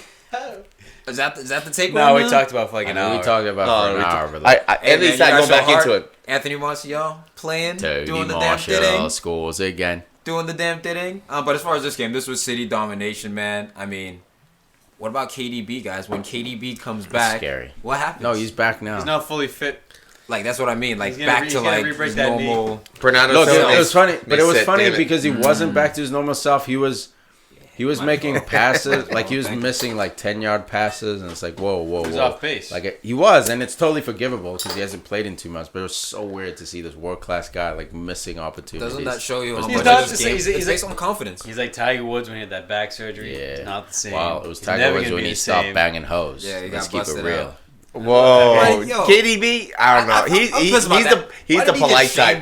He would be like the I'm so sorry. Or are you feeling okay? How do you feel? Type of deal. I feel like Right, dude, this guy's bloodthirsty. He's doing that Michael Jackson shit out of here. No way. Moonwalking again. No way. Can I sing a song to you? Oh, all emotional and shit. But if we're gonna talk about injuries, I think not more important than the win, but more important than scoring 5 against Burnley. Vince Kompany has played another game without injury. Dude, you see the clearance? He had a yellow card in the first 30 seconds of the game. Laporte put him in danger. That's my kind of yellow He card. stuttered, what's his name? Not Walker. Aaron Lennon. Stuttered him first 30 seconds, gets a yellow. No peep the rest of the game. This guy is world class. Veteranship right there. World class, bro. Dude, he had a chest trap, like from the ground. Like you see, they brought yeah, down like the box, basically like like a handball. He was breakdancing, bro. No need for that. Brought it down, great touch, played out of the back. Man, I love Vincent Kompany. It's a shame he plays for City. This team is Video game. It's like a legacy team. Like this is like Oh, whoa, fuck it! Wait till they win something. they already have. All right. Yeah. They're looking like they're gonna win more. This is It's FIFA looking like a created team. dynasty. It's looking like they're building a dynasty. They brought in Mahrez, weird, like These we guys said are- earlier. Sane. That's what. Thank you, Sane. Finally. What do you guys think about that? I love like he's.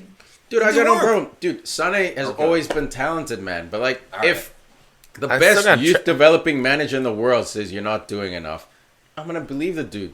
So now it looks like Sane's doing enough. His talent He was been never doing in enough. question. All right, He's been doing enough. That's look, been we're not my gonna spin it. message. This is I like know, PFC but he's been doing 266, enough. 65, 64, 63. Yeah. But no, he did well, man. Sane's always been a baller, except Germany going 0 for 2 in internationals. played. Sane started twice, bro. Uh-oh. There's a fucking problem there, man. That's- Germany. So 2 games. Watch That's out. what we're judging people off now. 2 games. All right. What have you done for All me right. lately, bro? Good. Yeah. All right, Respectful. City jump back up to the top of the table. They're right in the fucking With top. a whopping goal 9 differential. games, 26 goals for Jesus Christ. Was 3 goals, three goals against, against, which bro. is the big thing. Liverpool also with 3 goals against, but Where's Man United? we're third. 10th. Oh. Whatever, bro. They're- We're at 5th. Oh, I'm man. not bragging What about it. good is It fifth? just is what it is. They I'm go not top bragging 10. about Quiz it. for Tom. I'm just saying you have Here's a quiz for Tom. as good as we are. Who was in That's all I'm 4th saying. place last 2017-18 match day 9? Everton. Boom. See, that you just throwing Everton. That's Nah. not true. No, That's no, just no, throwing no, an look it answer. No. If I had it, Look it Just up. throwing an answer. Facts, son. It's Bournemouth. fucking false. Was it Look it Watford? up. See, the point is, Is it we have Watford? 3 different answers. It doesn't fucking matter. No, all that all I'm matters saying- is But now I'm match curious. day Right 38. now- Now I'm curious. Yeah, look it up, bro. Oh, I thought you were Match looking day up. 30 No, I'm Ah. proving a point This that is all the 3 defense, I have love it. different No, answers. he doesn't even know. No one fucking cares. I Who's told leading him. on match day Do 8? you know? No. I'm just saying right now. I'm not not projecting about right right now. now. No It one is gets about a right trophy now, for because that. that's It's when probably we're living. Liverpool. We're in No the one gets moment a trophy right right now. You're No. half as good as we are. That's We're what not it is half right as now. good, You bro. are half 4 as good points. right now. You're 4 points better than us. That's it. Nah, we're at 10th and we're at 5th. That's what I see. 4 points. I That's- see points, Yeah. bro. Well, Arsenal got rid of their That's cancer. the ranking. They got rid of. Yeah, cancer. they did. Actually, cut- both tumors. They cut You got that brainstem uh, out. Arson Mertesacker. and Sanchez. Yeah, Mertesacker. Chill out, bro. No. Dude, Per My man just was retired. He so just happy played to a charity retire, game. bro. He's like, I dude, used to I hate throw it. up when I found out I was playing, dude. It's like, Come dude, on. what happened to being a competitor, man, bro? I can't play. BFG, And there was man. no pressure at Arsenal. Obviously, the fans were pissed, but it's not like you had this like legacy team like of recent times. when that he It's was- not was- Real let's Madrid be you're real. playing for, dude. exactly. Like, Dude, what are you puking about, bro? No one expects you to win games. silverware No, What do you anywhere. mean? Nobody That's bullshit, though. cares. You playing big games. You Dog, guys you trying went to 10, take 15 low years with blows no out of here, silverware, man. bro. Don't- 10 years with no silverware. Okay, Mertesacker So was there's on the no squad when we pressure. won Wait, how many years? silverware, Bring it up though. again. He was one of the dudes who was What, there for the League FA Cup? Cups. Yeah, thank you, bro. Cut the Dude, shit. you- All right, no Arsenal.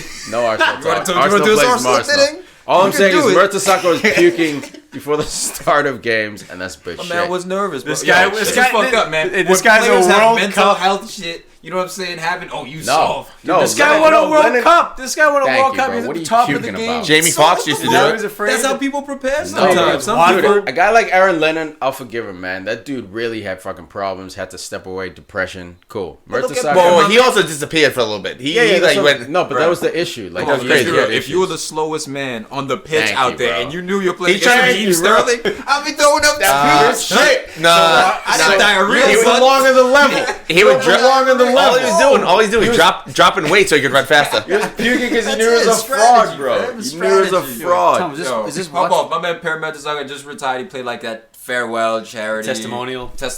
Man. Well, he really hasn't played. Scored He played himself one a match in goal. the last like 3 years. Yeah, man. So I'm glad to see Per go off on a good note, man. You were a good servant to Arsenal. Dude, he And fizzled. come on, man. Tony Adams was a good servant. He was great in like FIFA 10 when it was like, dude, this guy's 6'9". Like, all right, Yeah, let's he fucking was. goodbye. No, he wasn't. 26 sprint speed, 26 pace. But he's, Yeah. but he's 7 feet tall. Putting him in goalie. That's about it. So smart. Huddersfield 0, Liverpool 1. Dude, fucking Liverpool. Salah FC. Thank you. No, Lucky no, bullshit. not today. Not today. Yeah, you guys couldn't score a butt for You him. scored one goal. I know, but And he who played better than Salah? Everyone on Huddersfield. Missed the muscles. Shaqiri? Shaqiri played better than Salah this game. And guess what? Who put that ball on a platter for Salah? Shaqiri. And not only that, Shaqiri should have had another goal, but Salah shot it rather than give it to him at the top of the box. Salah sucks, dude. He should have had a goal and an assist, but it is what it is. I understand. But Shaqiri had a great game, and the fact that he's playing with so much energy right now. He knows what it's like to be on Stoke. Not a lot of those plays. You know what? That's what helped Sturridge probably a little bit because he knows what it's like to be on a relegated team, West Brom. I don't ever want to go back there. I'm going to do my job here. I'm going to stay here. So with Shaqiri, even after Salah's goal, he hugs Salah. He's like grabbing more people. He's just grabbing them and just hugging them. All he wants to do is hug them. He's loving this right now, and he's showing it. And don't grab me. Get over here. Get over here. Yeah, I'm going to hug the shit out of you. That didn't sound like I had a choice right there. That sounded like a little aggressive. #me too, man. man. Hashtag me three. You talk about Go Salah. down like that. You talk about Salah, man. This guy was fucking useless, but for that goal. Like, I hate this guy. I don't want him on my team. All of a sudden, you hate this guy? I don't hate him. What's with this fucking No, Salah dude, he hate, won. man? Dude, Last year when my man was this- dropping 40, it's love. He's the I never had love for him. From me? like respect. He never had love for him. I have but like, respect you for never him. like spoke out. Like, you were just like, Tough, wow, listen, this dude's a baller. Yo, Tough. this dude's nice. I'm saying, okay. You know what I mean? never There got wasn't in his anything. wagon. All right, Tom, He's you worth lost 200 the This microphone, take Tom. came when Who are you Salah talking to? started playing bad. Who are you talking to? No, Who are you talking to? I'm talking to the microphone. What, out of the edge of your mouth? Hey, who are you talking to? Go ahead, say what you gotta say. Say a piece then. I don't know what I was saying. No, just if you watch his movement, his body language on the field, whenever he doesn't have the ball, he thinks he's Lionel Messi. He hasn't won shit yet. You know? Okay, But so what? that's very opinional. No, You can't I don't prove that. Watch him play, man. He has no involvement. He gets the ball, he loses the ball. So he's in bad form. You can't prove that he thinks he's Lionel Messi. That's an emotional. I think he's take. in- I think That's he's in opinion. his head a little That's bit. a biased take. Yeah. And it's your opinion saying that he's not, you know? I'm not saying that though. That's what you're saying. I'm not saying that. All I'm saying is he's going through bad form, and this thing. Don't take me so literal when I say he's acting like Messi, all right? I'm just saying the way he's moving around the field, he's not showing. There's no fucking dude like the celebration. I'm saying your interpretation. The celebration, is celebration. different than my interpretation of He it. still runs back. Did you watch his movement on this game? Did you watch his involvement? Yes, I did. And there's a couple times he lost the ball, and he sprinted back to get that ball back. Or to poke the ball away or make sure that person had a bad pass. So it's not like he's just sitting around with his hands up in the air like, oh, why didn't I get this? Why didn't I get... No, he's still hustling. It's just that things aren't firing. And one of the... I forget... He got 4 goals without a game? Well, I forget... 4 games I forget without a goal? what time it was during the game, but I remember there was one time that Salah got the ball. He tucked into the middle on his left foot, another touch, and then passed it. Last year, he would have dribbled right at the defender, tucked to the left, boom, shot. I have no idea what you said. What I'm saying is He's he's not shooting. like He's not that. shooting with confidence. He's missing that confidence It's factor. form. Where he's losing that killer instinct right now because every He's time not about his life, and I love it, man. He's not. He I is. can do it He one is, year, but and that's the question. fucking it. That's the question. Is Salah gonna get 30 goals this year? No way. Look, he's bad form. I'll put some fucking money on maybe. this. Are Let's we go. talking about Let's go all week to comps? week. Are we talking about all Let's go comps? week to week. Are we talking about all comps? Yeah, he got 44 all comps. I know. I didn't know if we're talking about just EPL. 30 He's goals. not gonna get No, 30 no. goals. We're not 30 even goals halfway through the EPL, season. no. So No, I don't know. Maybe. this You never maybe. know. I'd All say comps maybe. 30? Okay. Look, if this You feel guy confident about rediscovers it? his All right. form and he starts firing with Mane with his form and then everyone else, Mane's form sucks. I have him in fantasy. Mane's well, I know, another but I'm guy saying who's is not shooting. For me, sky's the taking a limit for nap. Salah. You can't. It's not the sky's the limit. This year is the year where we're seeing Salah's limit. Last year's sky was the limit, scoring 44. No, This year, I think, is a correctional year. So I think this year he'll take a dip. Obviously, he's not getting more than 44. I could He'll totally take a see dip. 25. Next year, we'll see what he's really Next about. year, I his think average. will be better for him because he'll get a full preseason. Don't sleep on the World Cup and the effect that had on a lot of players. We're looking at Spurs, and look, it's real. It is what it is. We're not making excuses. So, But like Hazard's coming in, played more games than Salah. Salah group stage crashed out. how long has Hazard been doing that? No, I agree. So I'm saying next Since year he we're was going to see 20. if Salah's about this life. Oh, okay, That's my yeah. point. Yeah, no. Salah, I always say personally, I Yeah. don't like Salah. He's a baller. I respect him. I always have to say that See, because people I never heard confuse you that. say that the first year when he was going off. I never heard you say this take until this year when he was struggling. I said it late year in the season last year. I was like, this dude doesn't fucking celebrate. I'm not a fan of him, and he's Liverpool salt. It's Liverpool salt, bro. I'm not denying. I'm not pretend. Like if he was on Tottenham doing this, I'd probably like him more. To be honest, Tottenham is my soft spot team. But like, look, Salah, like Huss was saying, there were opportunities in this game where like, bang bang, that's a Salah goal. We know it. Or even like the decision making where he laid off to Shaqiri. You know what? There was a time when he should have passed it to. I think he should have put in Shaqiri. No, actually, maybe that was Firmino who tried to play Salah instead of Shaqiri. So like, there's this weird chemistry breakdown thing at Liverpool when that starting 11's not playing, the strong start or the front three. It's not forming. So I didn't think it was that. Today showed me like Liverpool is not as deep as I thought. Well, I wish there was someone that was able to go back through every game, look at every Salah goal, and see how many touches before a shot after he cut into the middle or cut to the outside. Because now I think he's taking one too many touches. If that makes sense, but it's to you also, guys. it's also I think he's planning for that. Like they know, like they're game planning. So but last year, last year they did that too. Near the end, they did that too. What he did was he shirled it in. He shirled it in, but he's not shirling it right now. I know, but like, he's not going that top. But I don't think for the most part, I think those angles are cut because of the replays. Like I know what you're saying. Last year he did it anyway, but I think players are like, nah, he's not gonna cut that hard. And like this year, you're playing him again cut a little earlier so you create more space. I think it's because he's being paid attention to a little bit more. So now of course, I mean that does play a part to it. But is there, so now they're in his mind a little bit, and he's also in his own head. Like, oh, when I'm in this position, this is what I do. We've seen him sky the ball. His shirls, like his decision making has to be finer now. It has to be more refined. Yeah. Whether to pass or shoot, when to do it. And one other question: what do you think of Fabinho? Fabinho, as a Liverpool, I don't know. I think he's getting shafted right now. He's still rough right now. Look, we're gonna have to get used to him because Henderson is now injured a little bit. That's one of the talking points I want to get into. Henderson naturally might. I don't know how long he'll be out for. I mean, Sturridge got the start. Lallana came back, got the start. Milner should have been out for a few weeks. Already came back. Half man, half god. I mean, I don't know what you want to call him, but I think that's half man, half jaw. Half man, half god, half jaw. But the thing is, he's like the Achilles jaw. But Fabinho, it's strong. It's not a. It's one of those things where he's gonna work through it. I think he'll be fine. But right now, he's not the best. He's not the best option that Liverpool has. I think you can't say that. Like we just don't know. He's still. It's. I trust our manager right now. Yeah, if he says he's not ready, just like how we trust Pep with Sane. If he says he's not ready, I'm gonna trust the manager. Exactly. So we can't say he's not. But even in this game, when he was in, it wasn't that great. Yeah, but this is his first minutes of the EPL season, guys. 9 match days in. That's what I'm asking. You can't judge. It's too early. I have not enough data to answer your question for me. Like, I'm not ready to criticize this dude. Did he have a good few minutes when he played? No. But, like, for me, that's not enough data to judge Fred didn't either on United. Exactly. Fred, I'm still on the fence about Fred. Those two are so vital to their team seasons. Who? Fred and Fabinho? Yeah. So, like, they were saying, this is one of the first times where a player is getting more international caps than he's getting appearances for his club team. He's starting for Brazil. He's playing for Brazil, Fabinho. And then he comes home at Liverpool. Not a minute. Match day 9 was the first time he came off the bench, dude, in the EPL season. It can't be easy. It's so difficult. And Klopp saying he's not ready. And I, like Huss is saying, I believe him. Just like when Pep says Sane is acting, I believe him because these guys are with him 24/7. But I'm not going to judge Fabinho and say he's not he's not ready, or he needs to improve. There's no data. Well, I'm saying as of right now, I can't say he's Liverpool's best option in the middle. I still would take Jordan. I would still take Jordan Henderson of what I've seen from the small scale. From what I've seen, I have 30 minutes. You're gonna judge Jordan Henderson, who's played 8 games for 30 minutes. But I have to. But I have to. He's doing that. What I think he's saying is the fact that this dude hasn't even come in. He already trusts Jordan Henderson. Well, right? that's yes. But also, if I have to judge from what I've seen, whether it's 30 minutes or 400 minutes, if I have to judge, right now, Henderson has done better with his minutes rather than for me. I know it's only 30 minutes.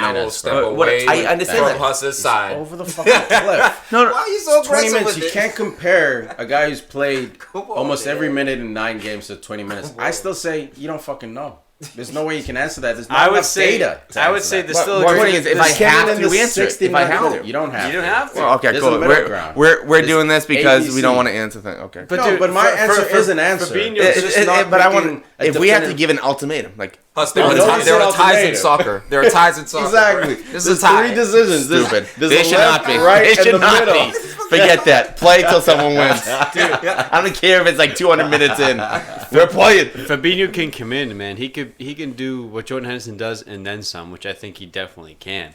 Once he's settled, he's going to be an upgrade. Not an upgrade, but he can bring more to the table than Hendo. No, I know. In the future, yes, I believe that. We don't know that though. No, that's how I feel in my heart. Look at Morata playing at Juventus or Real Madrid. This guy was the realist. Yeah. Look at him at Chelsea. He's garbage. Nah, he was not the realist. That's why I'll challenge you. Dude, he took Higuain's lunch. No. Benzema was at a point where he had to pick. Real Madrid had to pick. He was good. With Benz. He was good. Dude, he took Morata was good. His potential, I'm not saying he was world class, bro. What I'm saying is he went to Real Madrid and forced them into either starting him or selling him. So he's like, yo, you choose me or Benz.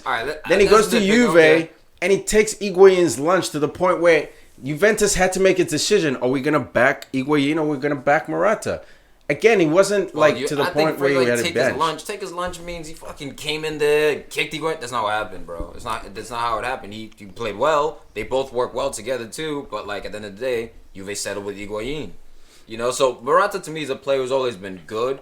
Even his potential, I never saw him as like potential like to be special or anything like that. At least 20 goals a year though, league. Yeah, exactly. He should be hitting 20 goals. I saw him as as a potentially a very good player. Yeah, a very good player. Not world class or not anything, like, but enough. He justified his move to Chelsea. Like a Ballon d'Or. Yeah, not Ballon d'Or, bro. No, he justified the move to Chelsea. His performances have not justified it. I feel like he needs a chance at a club that's gonna play him day in day out.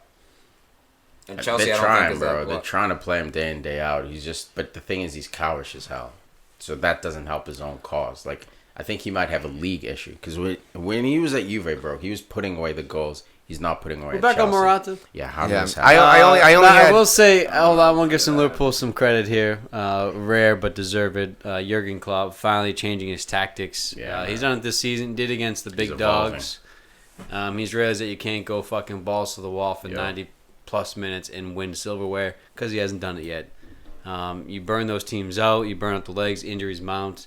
But in the end, it's just not a feasible long-term solution. Yeah, not for 38 games. Yeah, letting Huddersfield have possession, not chasing down every single ball, relaxing. Not just high pressure. But not running the ball down their throats every time you have it. We'll keep possession. Knock it around. Yeah, no, it was very good to see. Frightening to see from my perspective because that's a hole that you play in. Yeah. For Liverpool, they're going to go 100 miles an hour. All right, do that. We'll wait to expose you. Yep. So that's a great point. So that means that they can win differently. You got to evolve, man. You got to evolve in order to succeed, and you can't go. I mean, what have they won with it? I mean, you can't teams that press that much and that hard. So they still have that ability to gegenpress, to rock and roll you. They can turn it on whenever they want. Yeah, exactly. But the fact that they've only given up 3 goals, man. Like, but I will tell you, where they hit Liverpool, man. Who did it in Champions League? Who did they play? Who done it? Napoli. They played David Luiz did it, but Robertson, man, this guy gets exposed in the back, dude. Like he gets in between Van Dijk or the center backs and the full backs. Ball in those corners, man. Fullback's always running back. Fullback's always running back to the ball, not behind the ball already. Every single time. David Luiz picked him apart. Yep. What were you gonna say? Who else picked him apart? Trent Alexander-Arnold, the fullback position. The reason why Gomez is starting. Yeah, because Trent got exposed in Lyon against Chelsea and Lyon.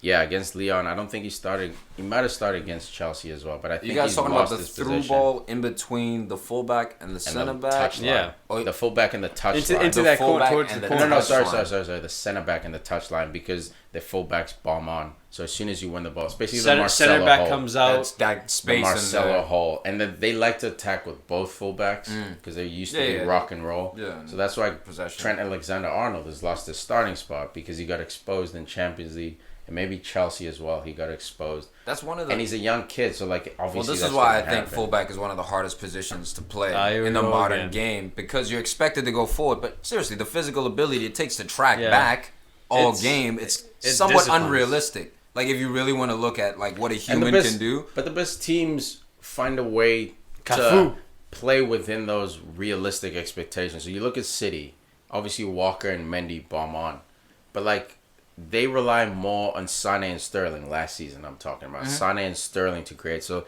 yeah, you guys can bomb on, but you don't have to do it as much. No, Pep's figured it out because the distance of passes between each player in midfield is about max. 5 yards. 10 yards max, so even when you lose possession, you have 3-4 groups who can hunt in the pack and high press and won't allow you to play the ball over the top. So that's what Liverpool used to do to them. Yeah, but. Yeah, we're getting deep with this. We're getting technical. It's a philosophical. Some 101 for y'all out there. PFC listeners getting educated. This shit right I just told you fuckers how to beat Liverpool, man. In the corners, man, with the fullbacks. It's happened multiple times. But I'll talk about Al Lallana real quick coming on, and Daniel Sturridge. Again, Liverpool with a little bit of depth, not much depth, but just that much to give some guys some rest. Firmino a rest, Wijnaldum a rest. Al Lallana, first game like a year. Sturridge's first start since last November. He didn't really see much of the ball. Not many chances for him. It's so frustrating with Sturridge because like the talent's obviously there, but there's no real supply. Liverpool played very cautious this game. But like Huddersfield, to their credit, man, Klopp's old boy David Wagner pressed the shit out of Liverpool. Man, this is how you beat Liverpool. No you play them in the corners and you press them all day. And you have a chance. You won't win, but I mean that's how you can expose any kind of crack that they could have. They have the quality to cover Van Dijk in the back, but that's how you kind of create. You look at the possession. Liverpool basically had 53%. Huddersfield had 47%. You look at the shots. It's 13-11. Dude, they had their chances. They fucking Huddersfield worked their fucking balls off for 2 chances. 1 in each half. They had the chance to claim. And Huddersfield hit the woodwork. That hog shot as well. Oh, that was a great shot. That was a nerve-wracking shot, but I really liked it. I was like, whoa. Shot, man. But I mean, Origi's got to win, right? Origi's on the bench. This is the best. How do you guys? Well, the thing is, Huddersfield was the best case scenario type of game for Liverpool after coming off an international break. Because we know that they're banged up a little bit. They're tired. They're playing a team that they can play the reserves, which is nice. Because if they played City this week, that would be... So they said it's the other way for Liverpool because every time you guys come back and play an easy team, you lost. You look at last season. The last after international break. It was a crazy stat. You played like the But that was then. 4. I think now they're trying to create a new identity where they need to. No, I think that's what it was. So like you looked at last year and said every time we come back from international break and we play an easy opponent, that's where we lose and give up points. So this year you're saying these are the games we have to win, and you guys scraped. Depth but if you're is different City, this year too. United, just enough Chelsea, to get over the top now. Yeah, potentially. But like I looked at Stars, he was clunky with Shaqiri and Salah. Some way, somehow, the chemistry of that front three. Liverpool's so reliant on the chemistry of that front three. Your midfield is not that creative. You basically give it to the front three. And they're all defense. We basically play like 7 defenders. Exactly. And then the other and Milner and Milner and Ouija will also go up and support as well. But it's mostly like front three. We're all going. Yeah. It's all on you. Fullback. But we counter a lot. But what about Solanke? Because I think we already brought him up for Burnley. Maybe he should be loaned out to the loan in January. Not buying. Loan out. He's not getting any burn, but he could be a potential game change. I look at Lallana over there. Lallana, he's smooth. You know what I mean? But that was good. He's smooth. Dude, when the ball's at his foot. But I think what Klopp was thinking here with Origi on the bench was that if they are able to go up at least 2 goals, it was 2-0. I think Origi goes in and gets some minutes. But because it was 1-0, they had to make sure they won the game. I'm sure they were going to rest Salah if the game was like comfortably won because you got Champions League this week. Salah's the only one of that attacking shape that's probably going to play midweek. If they're up 2-0, 75th minute. Injury as well. He had to leave international break early because of injury. But clearly he was fine. He played 9. It's fatigue. I'm telling you, man. Like it's unrealistic the schedule. Look, that's what I'm saying. I don't know how CR7 and Messi stay healthy like that, bro. It's pretty insane. Obviously, you can say there's what's it called? There's steroids, artificial help. But like you look at they're definitely recovering. They're using recovery methods too. Yeah, recovery methods. So for me, I lean more on the side of it's just genetics, man. Some people are just special. You look at marathon runners who sprint marathons from Kenya. You can say.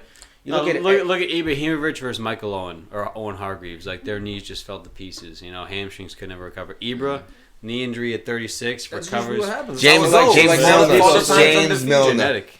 half God, some people half man. Like I'll give Milner credit for his durability. Certainly, yeah, mad people were saying the same thing about Lance Armstrong. No, for sure. Mad people were saying the same thing. Hold on. So that's all I'm saying is. One thing about Lance Armstrong. Thing about Lance Armstrong, I'm gonna defend this motherfucker right now. Everybody was doping when he was doping. That's true. So like, if no one was doping, the guy did that. No one was but he was the one that got the records would have still been maybe slower time, but he still would have been dominant. I just happen to follow that logic as well. That everyone's doping. Yeah, just like this match fixing going on, just like, bruh, match fixing scandals coming out. But what leagues are they coming out in, man? Like. Champions League? Yeah. No. They're coming out in fucking qualifiers. Yeah, with PSG. There was a big one, man. I'm telling you. No, I saw it. It just came out like a week ago.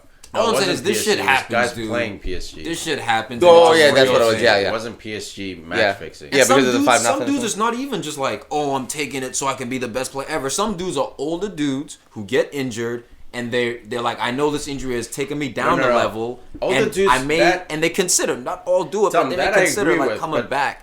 But taking those Ronaldo at 23, not drinking his whole life, not smoking, being obsessed. Literally, you hear stories. James Milner's the same way. Yeah, you and I truly believe in that. Ryan Giggs starting yoga. So there are some people. Of course, there are some guys who are like, Gareth all Bale. right, I'm 33. Well, I need a little bit of help in my arm. Yeah. Of course, bro. But or I'm the saying buttocks. some dudes are just you put in the thighs. No, you're right. Geniuses. You're right. Something's wrong. So like. What? Buttocks? No, you put it in the thigh, not just your arm. You put it in the thigh. How's it done with guys' butts again? I thought steroids was through the thigh, actually.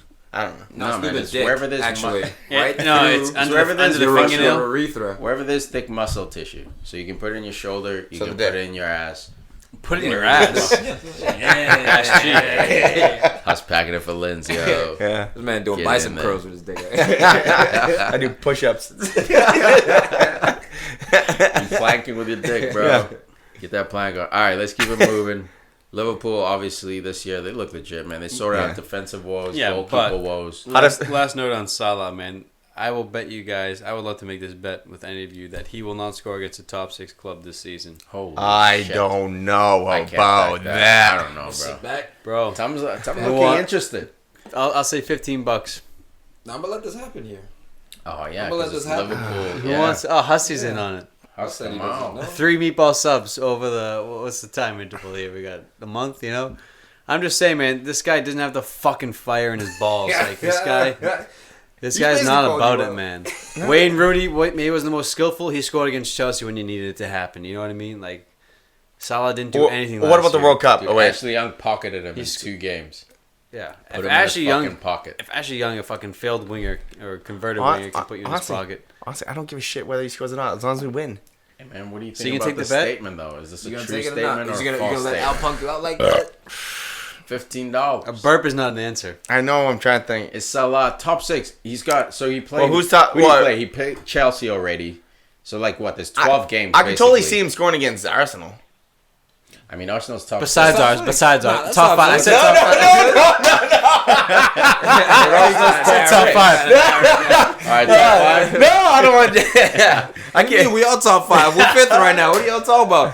Man United's fucking not in the top 6. Going off last season. Yeah. All right. Going off last season. Settle down. I'll say Chelsea once. I'll say top 6. All right. Played City. Hey.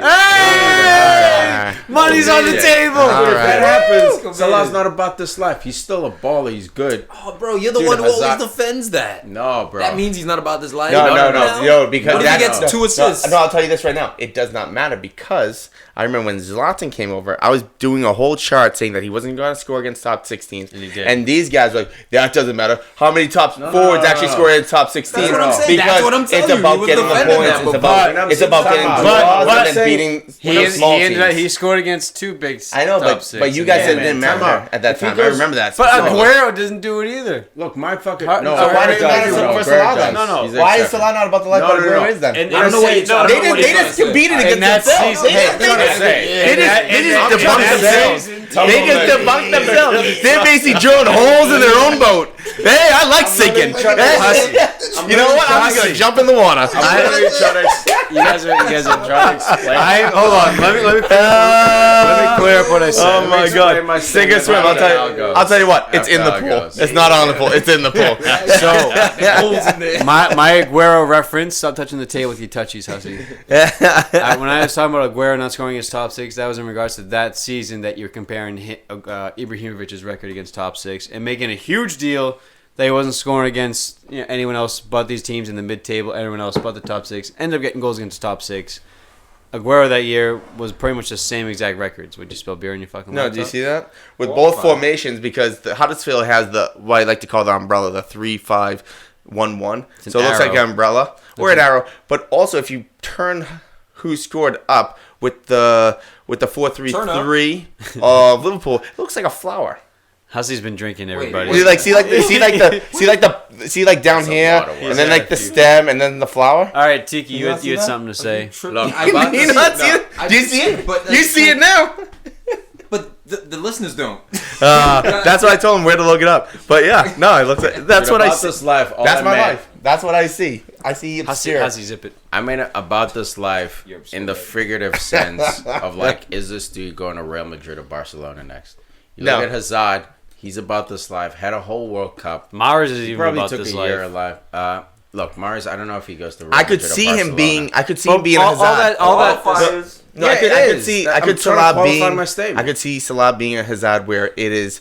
He has a good season, then he has a bad season. Good season, bad season, or it's not completely consistent. Look, there's nothing based on that because we don't know. No, I can see that happening. Fence about him because I'm saying like, look, if he still gets. He could be an EPL star for sure, man. No debate. But when I say about this life, I'm saying, is Real Madrid going to come in like Coutinho's about this life? I don't care about his record versus top six, but we know Coutinho's about this life. There's different versions of Salah's going to score just as many goals as Coutinho type of thing. Fair enough, but like, is Real Madrid or Barcelona or PSG going to come knocking for the Bayern might But what I'm saying is, if he doesn't have a baller season this year, dude, there's holes in his boat, as you guys said. He doesn't need to have a baller season this year. I think Salah, how dude, old he is he now? Because he's looked at as a quote-unquote one-hit wonder for now. That's the status he's trying to disprove. Yeah. So he had one hot season. Yeah. He's not struggling. He's got 4 goals, 1 assist in 9 games. That's impressive. But you understand the pressure he's under where Rebecca Lowe's bringing it up? Because we're trying to see if he's quote-unquote my thing is about this life. Here's the thing. Like, he's on a different stratosphere now. He's not competing with the Lukakus of the world. So he's 26 years old. Unless Salah has a tragic season, right? Whether it's injury, like a catastrophic injury. Yeah, I'll forgive him for that. He gets a pass. Less than 20 goals all comes. Or just like if he gets under 10. For me, that's 2 different rows. This is why I'm saying unless, right? So let's say he has average Salah season.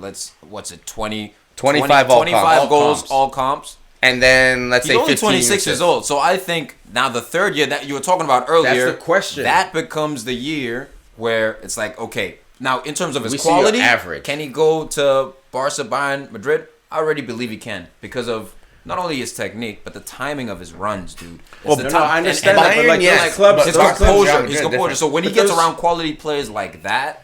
But those clubs aren't going to come in for you from Liverpool. If he was playing at... So then the third year. The short answer is the third year. Not third year, but like if he takes this year off, his stock dips naturally. Like all players. No, not like all players. So CR7 stock would drop if all of a sudden... No. But that's what I'm saying. Like, he's in the stratosphere of the Hazard, CR7, Neymar. Like, that's the kind of season he had. So when I say about this life, I mean, does he still belong in that class of comparing his form to those players? If Neymar goes 4 games without scoring... Form, but his class, yes. No, but like those...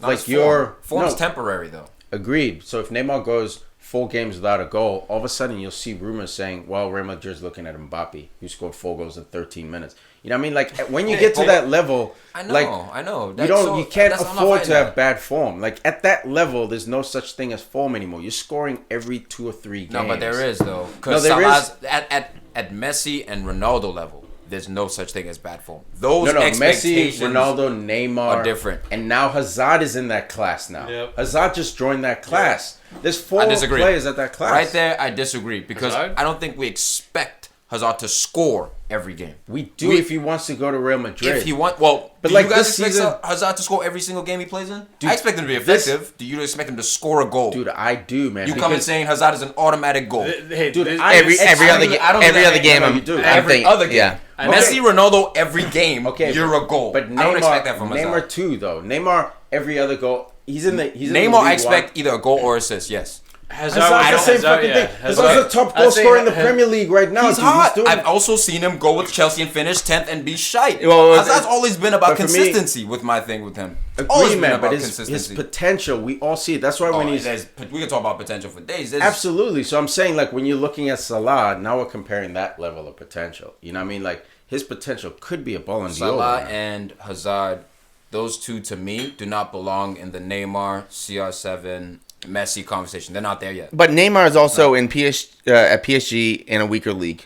It's an awesome team in a weaker league. He should be getting a goal a game just because they kill it. It's like Bayern. If he was at Barca, it doesn't matter what team for me Neymar is at. Wherever he is, I'm expecting either a goal or an assist.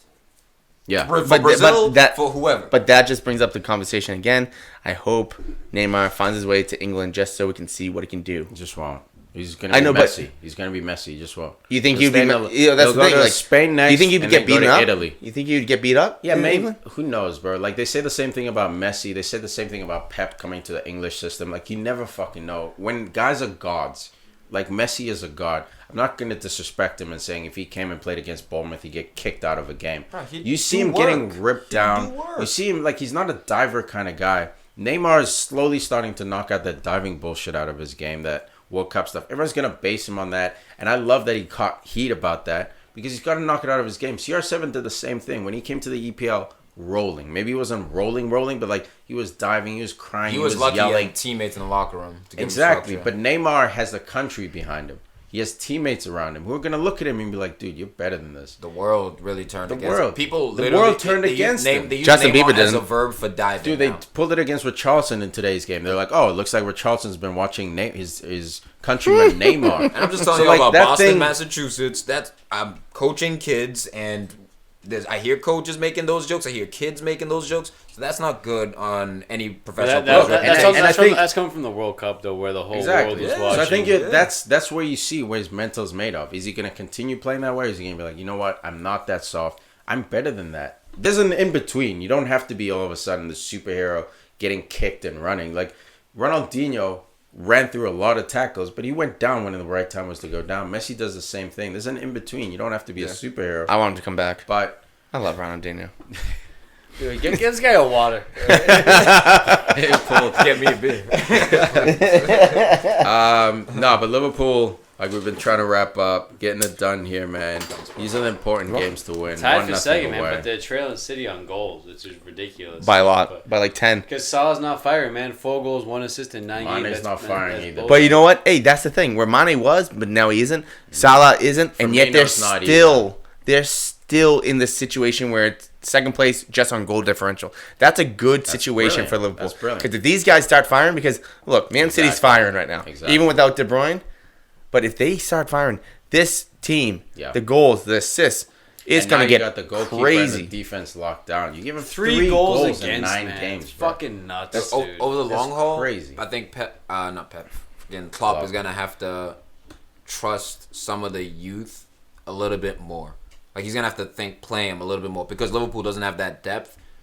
Klopp has always loved his strong 11. Like, he's always rolled with his 11. He's playing Gomez. And he'll rotate some dudes in. He's got Sturridge in there. He played Lallana's healthy. Yeah. Like, so those are all, like, veterans. I'm talking about, like, now the Solanke. I'm not talking about big games either. I'm just saying there may be injuries. Things will happen. You need to start finding a way to bleed in Solanke, Origi. I think he will, man, because last year he did. Not as much.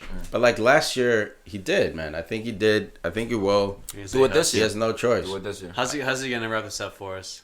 Well, I'm glad that certain players like Gomez, Robinson, Alexander-Arnold, they're all defenders where we can take the money and buy skill positions, shall we say, technical positions. You need a midfielder, bro. Well, yeah, midfielders. We can save that money now to actually start buying, because before, buy this guy, didn't work out. Maybe it did. Buy this guy. It was unorganized. They were spending money all over the place. But now we're situated here. We look pretty situated up top. You should get Pogba. And now midfield is the place. So now we're actually just buying one position. And then also depth. I mean, look, Shaqiri's doing really well. You get no depth, bro. And that's where we need to improve because right now, as deep as you think, bro. Sturridge, Lallana will be fine. Point to Huss to like wrap the conversation. Because his mouth was open. I was trying to give him the benefit of the doubt. Okay. His open because he's ready to go. All right. But you know what? Next game, I think Salah sits. I think Firmino and Mane start. All right, cool. Give him a little rest while everyone else had a rest. That's a great wrap up. Yep. West Ham 0, Tottenham 1. Go Miniature London derby. Tottenham out here, man. I'm so impressed by this club. Mostly, I'm more impressed by Pochettino, bro. Pochettino, I think for me, his next gig is Real Madrid. I'm not saying he's leaving mid-season. Real Madrid obviously having a bit of a nightmare start to their season. But at some point, this dude is either going to go PSG, Madrid, Juventus, one of those top clubs. He's top a young 2 or 3 manager. club. Lopetegui to me never stood a chance. He's been, Lopetegui was Moyes. He was the Moyes of Real Madrid. But the work he's doing with this team should not be only 2 losses in, 2 points behind the 2 undefeated teams in the league. Why not? They just should. Why shouldn't they be there? Because they didn't, 1, sign anyone. They're punching above their weight. 2, their wage structure is not a pay me type of wage structure. This is literally him being tactical and motivating. It's crazy. These players are playing above their weight. Yeah. Arsenal should not. Arsenal was underachieving, finishing below Tottenham in all these last 5 years. You look at them on paper, your team was just better. But because this manager is so next level, it's like Porto winning that Champions League. Maybe not even winning Champions League because that's extreme. That is a lot of luck involved. Yeah. But Porto punching above their weight showed Mourinho's prowess as a manager. What I would say is I don't think they're punching above their weight. Just look, I see the points and stuff, but there's no Dele Alli and Eriksson this season. Basically, they've been hurt most of the season. They got Lamella coming in, punching in there. They are sitting in 4th place. They did beat a pretty shitty West Ham team. But they're 2 points behind the pace. You know what I mean? Like everyone was freaking out. Like no signings. Yeah, they're 2 points off the pace. Yeah. So I think, look, man. Look, credit Pochettino. They're doing what they have to do. Punching above their weight to me would be like, all of a sudden they're like second spot. But they're 2 points off second. They're 1 win off first place in the league. That's punching. City, yeah. Look, I'm not saying they're gonna finish that way, but as of today, we didn't see Tottenham 2 points behind City when Man United is dragging dick in 10th. We would have easily said on match day 9, Man United would have been maybe the 2 points behind City. But it's so team. close when I look at how it's. Go ahead, I'll just this right way, in front of me, man. This way. When I look at how like Just don't kick that one. just the rankings in the league right now, man. It's early, and then I look at some of the games Spurs have actually been playing and like how they've performed. Look, they're able to win ugly. I think what's carried them is their team chemistry. These guys have been together for so long. Yeah. So I guess that's why I'm not super like. And there's some Spurs hate, but it's not like that's why I'm not like super impressed. No, but at the start of the season, in general so about Spurs Pochettino, he gets these guys to play above the weight. He's brilliant in man. general, and he did it at Southampton too. So it's not like he's like it's an isolated incident for him. That's what I'm saying. They're punching above their weight in that he gets players to perform better than they should. Not that these players suck or anything. Tottenham is a good team. No, they suck. I mean, for an Arsenal fan, sure. But Tottenham is a good team. They obviously have the best English striker in the world right now. Top 5 striker in the world, Harry What about Kane. Wayne Rooney? Wayne Rooney's out here doing Wayne Rooney things. I mean, you need to talk to Al about that. I love Wayne Rooney. My man's banging free kicks in. He's doing big things. I mean, he's out here playing against the Ohio States of the world, the Florida States. I mean, I'm going to calm down. I love Wayne Rooney. Best English striker in the world right now. Waza. Hot take. Relax. Bro. I'm not fishing on that one. Nah, I know what you're saying. I like what they're doing with Lucas Moura. I'm do glad you though, to see bro? him. I do, because I do, man. Out of Neymar, Oscar, Lucas Moura, I thought Lucas Moura, like, obviously I saw Neymar. What about Gonzo, but I saw Gonzo as well. I saw Lucas Moura being at least the first or second dude, and he just hasn't panned out, so. Dude, I think that misstep. It's good to see him actually. I think that step backwards hurt him going to PSG. He was doing work up until he moved to PSG. It's that Robinho step when Robinho goes to Real Madrid all of a sudden. Did work against United for some reason. decided to do work on that day. Yeah. You know, this guy. I thought it was gonna be a good fantasy pickup for $8, dude. This guy's been hurting me left and right. Yeah, Karras had him for like 4 weeks, just holding on. Dude, no, I got rid of him for Sterling, but he either gets the chances, and he's unlucky. Goal line clearances I've seen, whatever, or he just doesn't play well, which was the case this time around. Now we're good. Now we're good, man.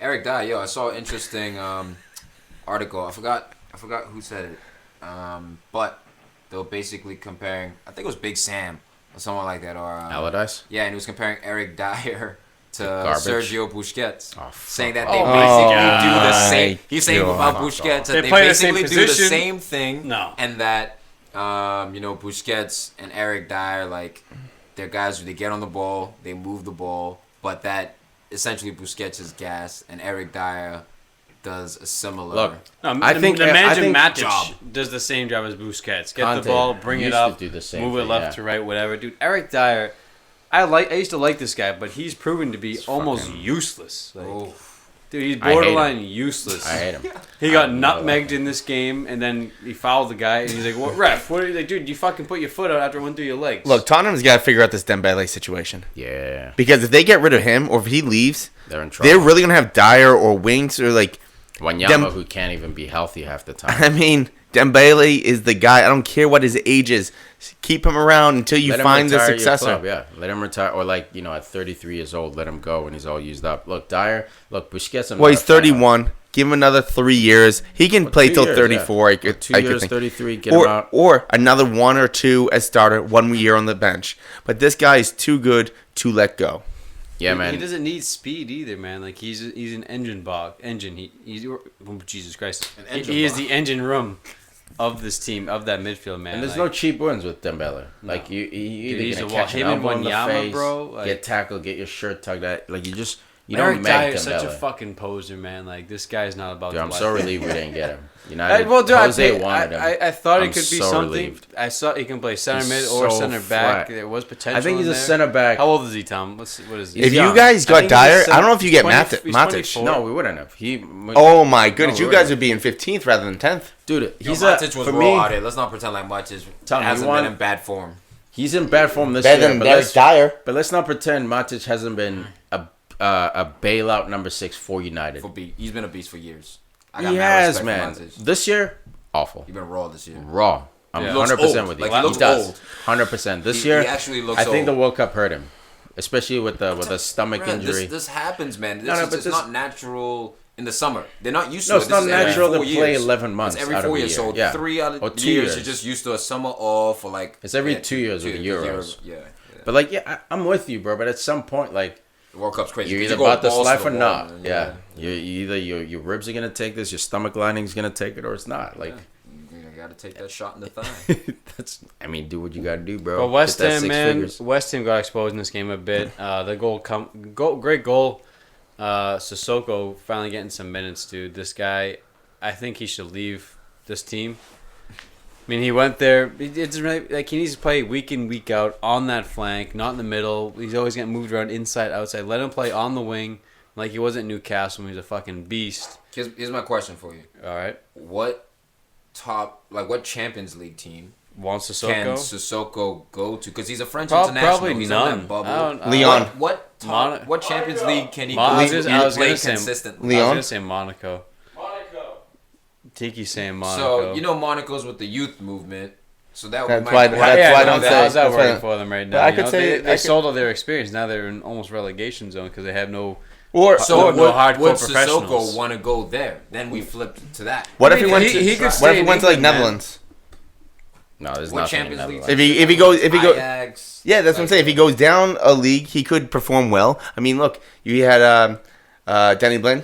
He went.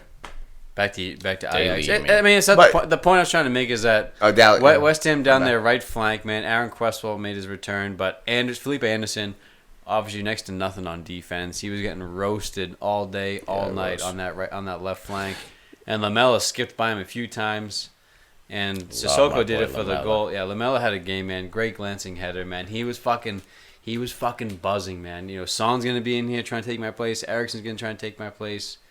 I mean, they already People really forgot have. Lamela was like a promising upcoming. Before all player this for shit, Tottenham, before Son, he it was hurt. Lamela, but It was that he was dude. injured, loaned out. But Son exploded. Lamela never exploded like Son did. You know why? Yeah, not yet. Because I think Lamela might. It was Javier Pastore and Lamela as like the two young Argentines at a time coming up, and I think both of them never quite fulfilled their potential, whether due to injury or whatever.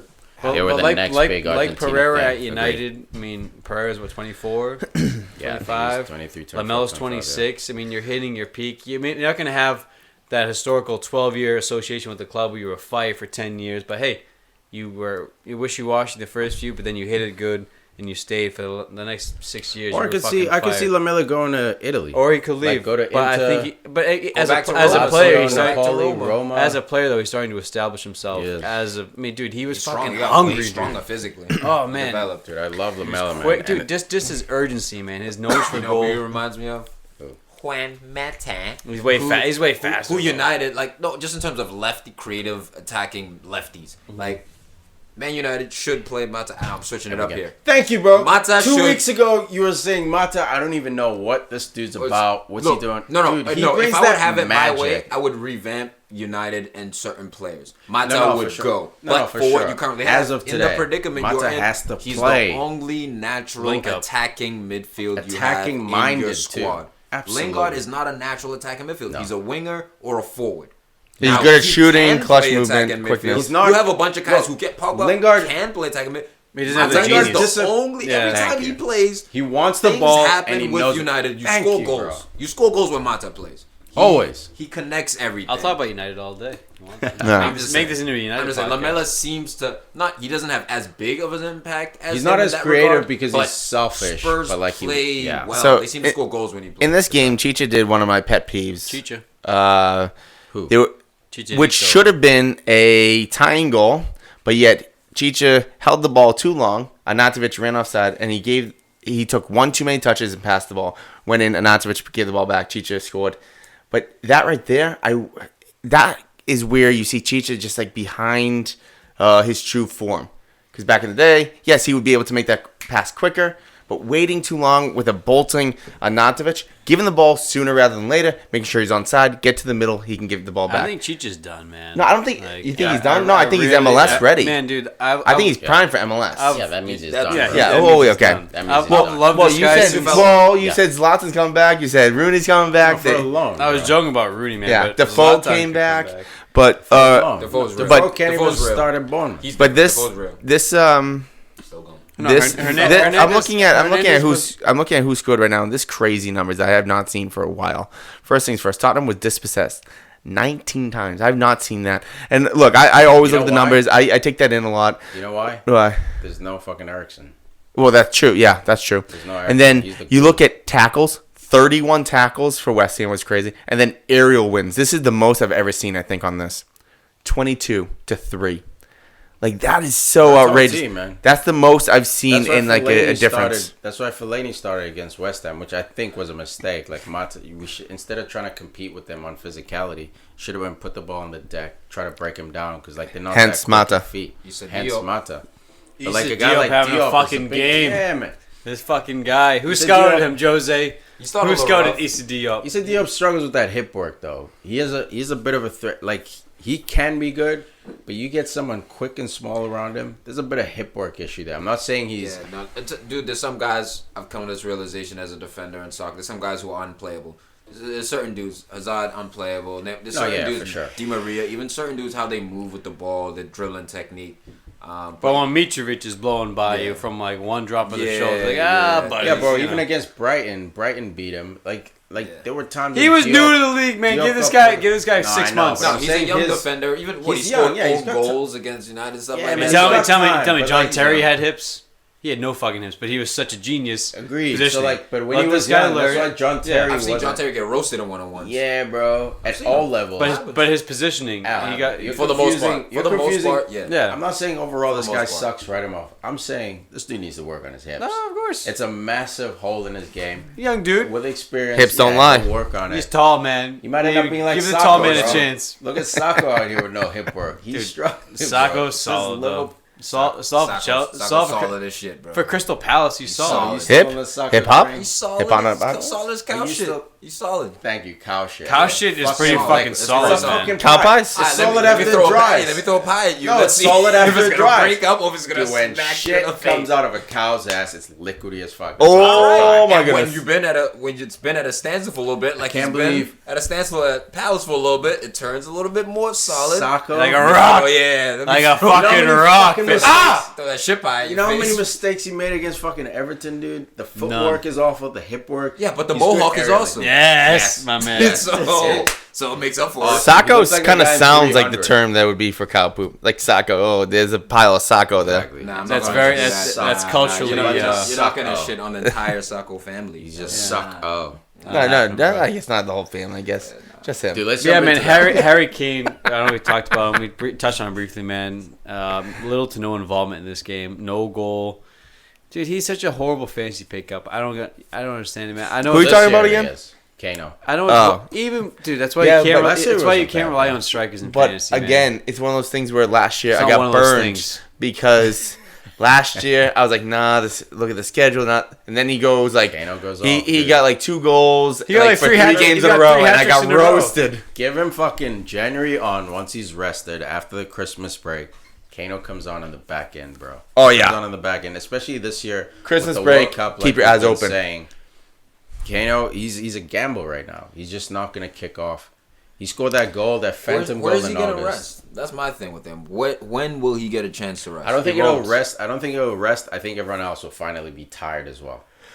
I think everyone will be on that same exhaustive level, and he's just got heart, and he'll come through. It's almost better to take Mitrovic over Kane because you save so much money, and then... All right, final note on this game, Hussy. Mitrovic over Harry Kane. Jesus Christ. Mitrovic got... Yarmolenko, dude, injury FC, fucking... TIki set out for 2 years earlier, but Achilles tendon fucking torn. You knew as soon as it happened. Yeah, that was rough. But dude, they said as soon as he saw he went down, like, dude, he had Achilles problems. So he already had problems with his Achilles. Like he wasn't fit to play. That sucks for him too because he was gonna come over to EPL for so long. Finally comes over, and then 2 months in, it happens. And the stories I hear from buddies that have had Achilles problems and that they've ripped, it is disgusting. The way it rolls up into your leg like a ball, like bacon. That's the problem. Is a tendon. So like it's not like you can strengthen a tendon. Like it is what it is. You still rest and recover. Basically, just like a rubber band. You know they fix it.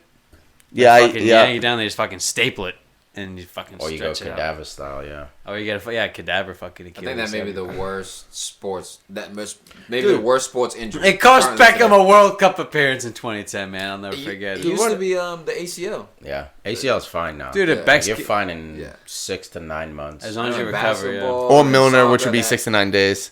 Oh, shut up. That Achilles. Are we going half man, half god. Do you guys remember Achilles injuries? 69.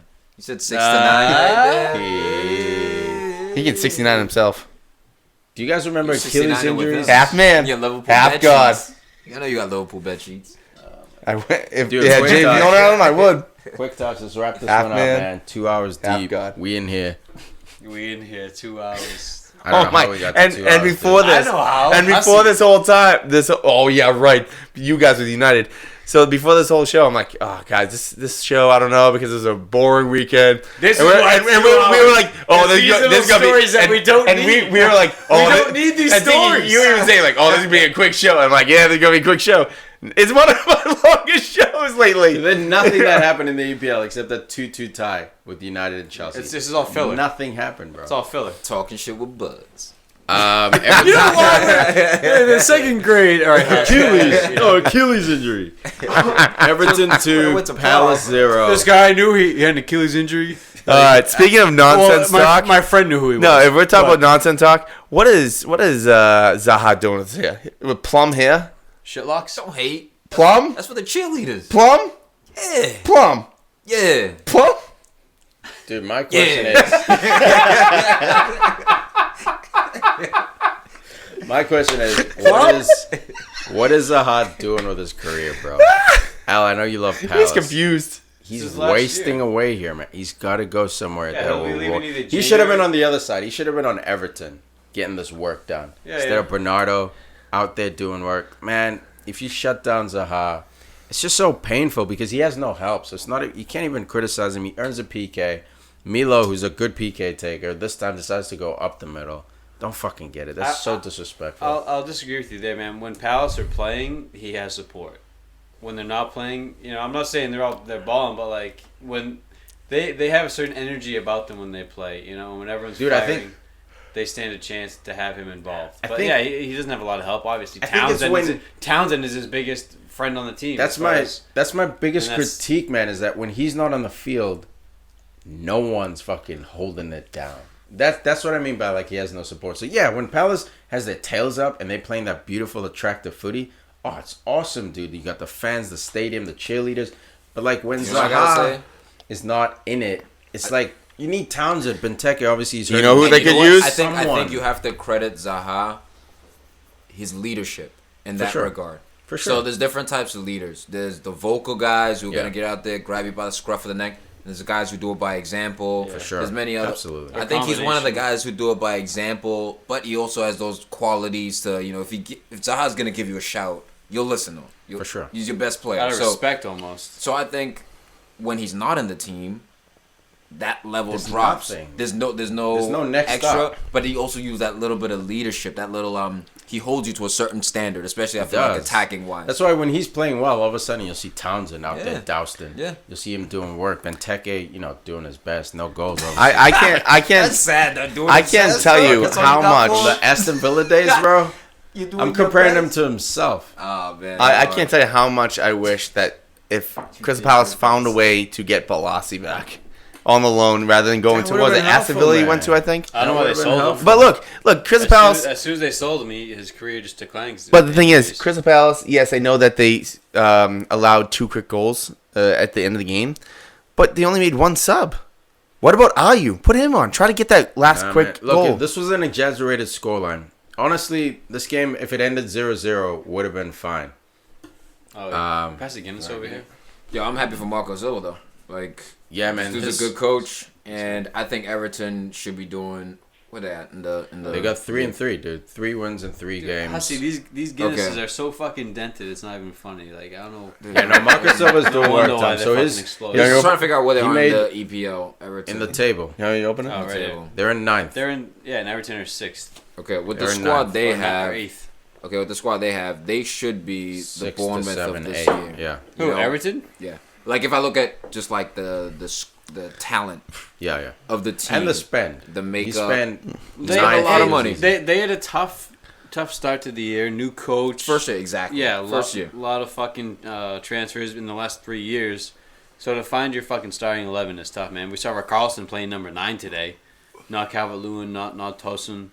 So that was kind of looking at the speed. He's trying to exploit Sacco and Tompkins. But dude, Bernard was nice today, man. Lost the ball a lot, almost, but very creative, very vibrant, very a lot of flair on the ball. I see Theo Walcott potentially being not replaced, but them trying to upgrade on that winger position. He's solid, man. He brings great experience from Arsenal. Yeah. Like he is a leader in himself with like his professionluism, but on the ball, keeping the ball. Yeah. Like he's not exciting, but like he sets the bar. I think the main thing is the striker. They haven't found. That's Lukaku it, man. They haven't found a Lukaku replacement. Yeah. That's why Carlson's playing fucking number 9. He doesn't know who to put up there. No. Cenk struggles. Dude, I think Calvert-Lewin is a great option. I love this kid. I think he's gonna be great, but he's young as hell, man. Like I don't think he's ready for prime time. Look, so the issue with that is that, like we said, this is Marco Silva's first year, so like Calvert-Lewin popped before he got there. A quick touch. So like he's still trying to find, like he didn't buy Cenk Tosun either. You know what I mean? Like that's not his purchase, so he's still trying to figure out. Who's the black dude, man? The center forward, Ndai, or what's his name, man? Who from Everton? Nias. Yeah. Bro, I like this dude, man. I think he's got to be injured or something because he's not even involved in the bench. Yeah, the problem with Nias is that who used to play on Fenerbahce, the center forward. So black ball dude. Mm-hmm. I don't know. He kind of reminds me of him. He just seems to be like a natural goal scorer, Nias, and I don't know. Maybe he's not the answer though. The problem is, Nias is ugly too. Like, drink it. He's one of those. Drink forwards. it. Exactly. He's not pretty to watch. So like, he tends to score goals. But Marco Silva wants that pretty to watch kind of guy, the system kind of guy, and that might hurt him. You cannot be any more loud about that. happening. You're so loud with that. Huss shook the shit. I did how not. you end But the topic. That's how you end the game. but one player that I want to hear pop. Huss. Well, what? That's See, Bernard. Let it happen. Okay, fine. Bernard sucked, bro. He's not. Sorry, No, guys. he sucked this game. Oh, sorry, but I'm He's saying good. he has potential. Bernard's nice. 26 years old. I Shocked feel he's out been Donetsk. around forever. Played for Brazil at one We've been point. saying that so long about Bernard, bro. Come on, man. Yeah, we said Bernard? that about Brazilians, though. We've been saying that a lot. But he about finally Give him made the a lot of switch. He got potential. But he got finally potential. made the switch. He's not in Yeah, Ukraine he's in the anymore. EPL, yeah. Let's see This it, is it. man. Let's see it. No, I mean, Wolves he's exciting. 0, Watford 2. Man, I did not see this coming. Tom, No. your boy, Decore. Espírito Santo. struggled, man. Blanked at home. No goals, no nothing. This was a quick reality check. Oh, like, good. hey, man, you're in the EPL. Don't forget where you are. You guys are playing well. You know your system, but Watford can come in. But dude, and but blank Watford you. haven't been like Watford have been No. checked. Watford have been checked themselves this season. You know what I 100%. mean? So I figured, dude, Wolves at home are fucking locked down. At least a clean sheet, man, for my boy. Yeah. Patricio. They got bap bap. But fucking Decore, man, fucking playing a large part in I this. love Decore so much. He's awesome. He grew up playing with Pogba, by the way, in the French youth system. Just looking at the formation, it looks like the manager Javier Garcia. Is it Gracia? Gracia, Yeah, yeah. he's going for the Beat hangman. my boy Nuno tactically, because it's just like down the middle. Yeah. Everything is down the middle against a 3-4-3 where the strength is the width in a 3-4-3. You want to play with the fullbacks. You want to call, play with man. the It's right a wing good call. forward and left wing forward. They're like, all right, fine, you do that bullshit. We're going direct, straight down the middle. You won't be able to handle it. And with Watford's power and their technique, their pace, I think that was a good combination. I think tactically the manager of Watford got it right. Dude, I just want to say, my boy Pereira. I know Igor doesn't rate this guy so much. Roberto Pereira, man, the Argentinian. You guys need to see his goal out there, PFC land. Oh, it was a banger. Outside of the boot, ball bouncing, curls it around. It was special goals. Like Demba Ba. Phil, bro. Demba Ba's No, on Papi against Cisse? Chelsea. Was it Papi? No, it was Demba. I think it was Papi it Cisse. It was It Newcastle. bro. It was Newcastle. I Yeah, think it was when Papi Papi Cisse. Cisse I know and which Yeah, one yeah. was at a left like mid No, it was position. Papi Cisse, yeah. Yeah. On the left wing. Yeah. Dude, guys, watch this goal, man. I love this dude. Had him in fantasy. Almost dropped him this weekend. I was like, just one more. Just one more. Just one more. No, He man, rolled he's it a up, great man. pickup. Holobas, too, except he was suspended for this one.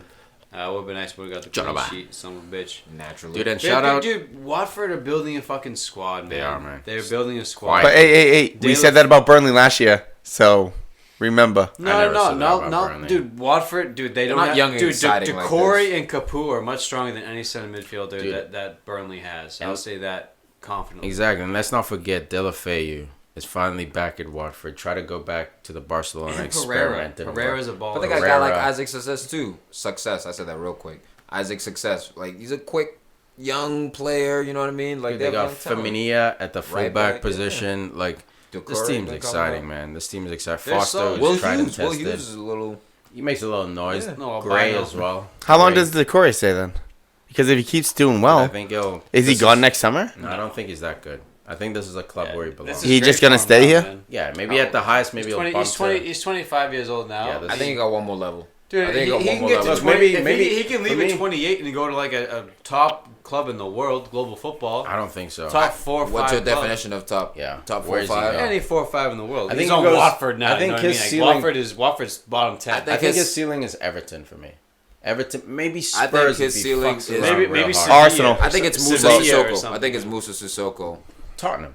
Where you may end up on a top 6, but you're not an automatic Yeah, starter. like a Tottenham. That's what I'm saying. Everton, I think he'd do well, surrounded by talent. It's a team that could make noise for a top 6 position, sneak in there if But, one of the dude, top 6 is I mean, choking. Idrissa Gueye and Decore in there, that No. would be nice. Quick touch. Gay won't be there, bro. Gay, if he keeps developing, he's going to Chelsea. I want him at He's going Arsenal.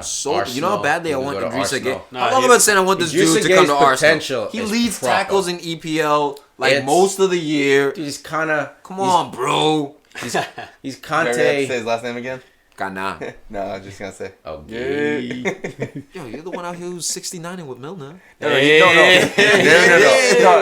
he didn't invite me. feet I'm and saying he everything. could do it to I himself. know, he didn't invite Alright. you. You broke in. Quick touch. Half man, half God. Newcastle 0, Half Joe. Brighton 1. Did not see this shit coming. Newcastle's getting relegated, dude. Dude, fuck out of If here. you're getting Liverpool's blanked- best major in the last 30 years is not going down. If you're getting blanked by Brighton at home, dog. Glenn Murray out injured. It's not like Glenn Murray scored the goal. He was Glenn in, Murray he started. But he got injured. Got his head caved in. Early. And somehow you still can't put one past Brighton. Brighton who can't score. You're at the bottom of the fucking table. Newcastle's going down. And it's not because the manager sucks. It's because they refuse to invest money. But I think in January, man, if they invest in... If Mike Ashley gets the fucking checkbook out of his fucking ass... He said there's only... The rumors are saying that he's only going to start cashing checks if he truly believes that they're in relegation mode. 0 wins, 2 draws, 7 losses, and 9. And guess what? Better than this. Why would you wait until that point? He and Jose are in the same boat because they both wanted transfers, and the club said no. And the worst part is, Benitez brought him back from the championship. He proved he's your dude. He proved he's the best thing to happen to that club in a long time. Because the manager, look at it from my bad. Look at it from the ownership's perspective. He also went down with them, right? Well, yeah, he came in late, tried to save him. They couldn't get saved, so he went down. He's like, you know what?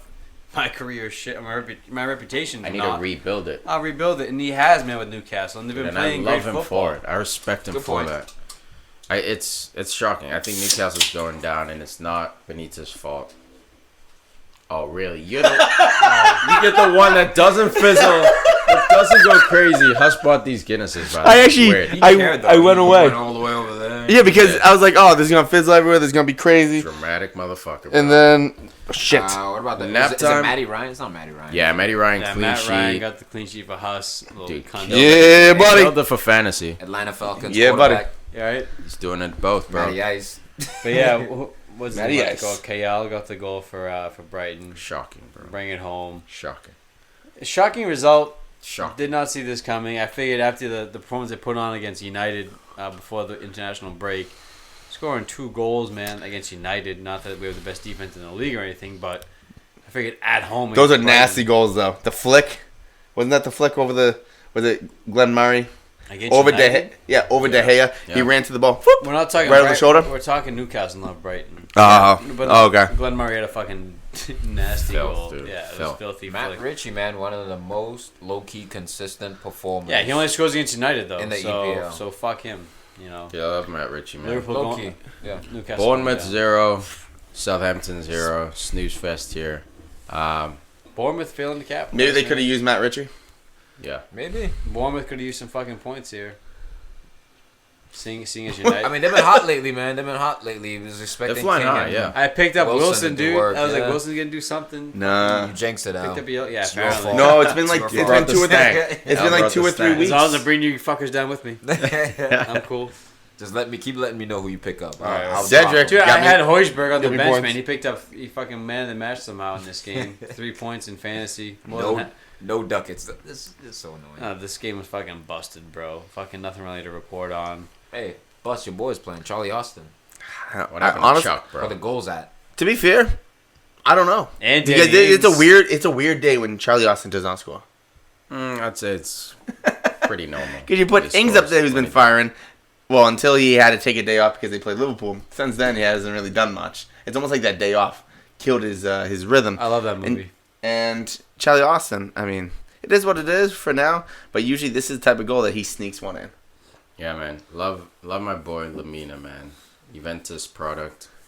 Probably at the right club right now to kind of rejuvenate his career. But this dude reminds me of Dembele as far as his physicality, man. Like, he's just not easy to beat. I don't know if the quality's on that same level, but he's Gabonese like his boy. What's his name? At Arsenal.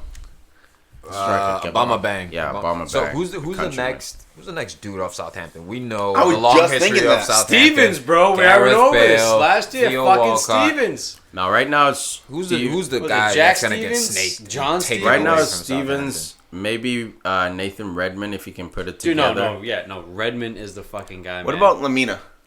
Or Lamina. If he becomes consistent, because too many times that he dribbles too much, he does something foolish. But if he can calm down all those moves and actually be effective with them, he could be quite the player. I'll give you 3 guys off Southampton that should leave. First one, Shane Long. This guy is fire. I'm kidding. Oh my God! Thank God, bro. I was ready to listen to we got a big one. We both look at each other like is he? No, I think it's a fucking tuna or a fucking swordfish always on the hook. First one, Nathan Redmond, dude. This guy's a poor man's Raheem Sterling. Pep loves him too. Yeah, always patting him on the back. Ryan Bertrand could have left with Nathaniel Klein, whatever the fuck his name is. You want to call him? The problem with Bertrand is 29. It's too late. It's too late. But he had the time. He anyway. did. Cedric, and then the third one is our boy John Stevens. Stevens is proper. He's 24 years old. Stevens, there was noise about 24 starting center back in Premier League, man. You get he started last season. I'm saying like 2 years next of that. Yoshida, yep. It's a lot of pressure. We saw with Michael Keane. That wasn't up there, and him and moved to Everton.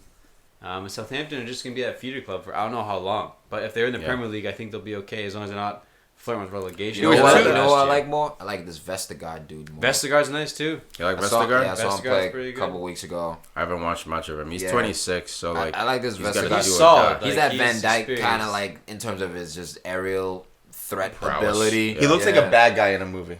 Yeah, he does. He's got that like James Bond bad guy. The high cheekbones with the weird jaw. Yeah. The Die Hard. Dude. Yeah. Or no. Not Die Hard. Fucking Ward one Prowse. with the cops. Yes. Not Bruce Willis. Mel Gibson. Lethal Weapon. Lethal Weapon. Yeah. Definitely Lethal Weapon. It was so worth it. Dude, Ward Prowse is 23. How the fuck is this guy 23? I feel like is he really only 23 years old? Dude, I just clicked on him. I'm like, nah, he's old. Look, James Ward-Prowse is 23. Dude, he might be next to go to like Everton. We've been hearing about it with like the. Wait, Ward-Prowse is only 23? But he doesn't start. I thought he was like 28 consistently. Me too. Yeah, that's the problem. That's the same thing with Barkley. I thought he was like 28. He's a set piece specialist. Delivery like DiGiorno. He's got. Dude, he's got a fucking sweet right foot. I fucking love James Ward-Prowse. He's got a sick name to say. Blue collar. Great name. Great dead ball ability. He's a solid. He's like highest for him is Everton for me. Yeah, that's probably fine, Everton. dude. That's fine. That's 6 or 7. That's no relegation battle. Yeah, but I don't see him going right now. I see 2-3 years. Southampton should be top 10 anyway. Southampton should be fighting for top 10 comfortably. They were at one point. What was it? Until Liverpool fucking raided the whole team. No, they Mane, Van Dijk, fuck off, dude. Klein, Lovren. You guys raided him. Took the whole fucking team. No. Yeah, what are you denying, bro? We gave him back in Ings. There we go. Game. Moving on. All right, that wraps it up for Matchday 9 review. Going ham as always. Let's wrap it up with some worldwide news real quick. We got the Goons playing on Monday night. Yeah, I mean, what's the Goonies? Bunch of children. Yeah, we know what's gonna happen. We're gonna score some bunch goals. Of children going after a fictitious treasure. Yeah, but we're gonna score mad goals. But they're gonna win the game. Yeah, they're gonna hug. Score some, concede some. Brandon Shaka might play bad. He might play good. That would be an awesome meme. The Gooners being the Goonies, trying to go after the top 4 treasure. Just who would be those characters? That's what I would like to see. Someone take the microphone away. You see what I'm saying? That'd be funny. I do see what you're saying. I feel like too sloth. I feel like Aaron Ramsey would be that ugly ass kid. Like what the hell did he say? The chunk. Sloth. The ugly dude, man. The giant guy. Yeah. Sloth. Yeah. So what's the line? Hey, you guys. I want to know who's gonna be the kid with all the gadgets and everything, with like the teeth coming out of his chest. They're like, that's Data. Yeah, well, I don't know his name. Get his fucking name right, that's dude. Emery, man. He's got the answers. That's the Data. No. That's Ozil. Hussy, we're cutting you off. You guys have beat this up, man. No one's even listening anymore, man. They all went to bed. They're all fucking done. Well, because you guys had to talk about United. I love a Goonies reference. 3 hours in. I love. Hey, we're 3 hours in. My favorite movie of all time. Goonies reference. Moving on. Dude, Real Madrid goes down to Levante. There's a crisis here. There's a crisis at home. We expected it. If you don't sack Lopetegui, how the fuck you say his name? He loses Spain, then loses Madrid all in like 6 months. Dude, this guy made the worst career choice of his life, choosing Madrid before the World Cup, and they getting disgracefully fucking removed from that position. Real is so tough. I know, dude. Real Madrid knocks. Hey, you want to come manage Real Madrid? It's like, fuck. Bro. David Moyes syndrome. This is the biggest move of my career. Understand. I have to say yes. This is a once in a lifetime. I understand if you decline. If you say no, that's it. Barca's not even if you next. place them on hold. That's it. All right, next guy. That's why he couldn't even say anything. He was just like, I got a tournament in Can you wait week? like a month? No. Like, fuck, come on, guys. You know what I'm doing. Fucking Florentino Perez, dude. He's a so dick. rude. Mariano at least scored in this game. Oh, hold on. Marcelo, my bad. The best offensive threat they have now. Banger of a right foot. My or is he nice. for the other two? That's nice. Nice. Well, he didn't cause. It's not like he caused a PK. There was a PK in this game as well, and it was a world class PK. I mean, Keylor Navas dove the right way and everything. Guy put it side net and captain. What happens, bro. That's but what they happens caught him early in games like this. I think Levante scored within the first 10 minutes of the game or something like that. So they catch you like that. Now Madrid's pushing on. System too, yeah. And then they're going to counterattack you. They're going to sit in all day. So this was a classic, one of those big dogs versus the little dogs. But Lopetegui is in trouble. But if you look at Madrid right now, they haven't won a game in 4 games. Well, Asensio, he's rumored now to be in 100 million pounds. Oh, sorry, euros.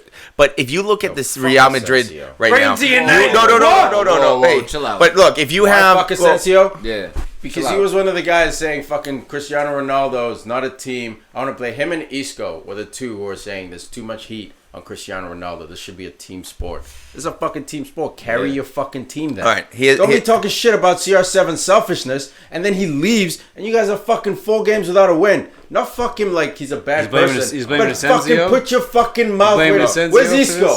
Where's Isco in this shit? He did. Him and Isco are like, there's a team. There's a team.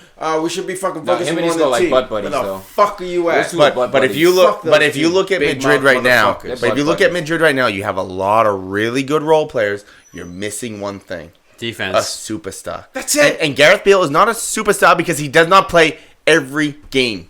He can't. His body can't handle it. Factor, Look, if you get Neymar, I'm not completely certain it'll work because he's not completely consistent. Neymar, yes. Neymar, I'm still not fully bought. I think Hazard. I might actually be on Mbappe over Neymar. Dude, I think Mbappe might be better than Neymar. Not yet. The difference with, for me, Mbappe, great, awesome.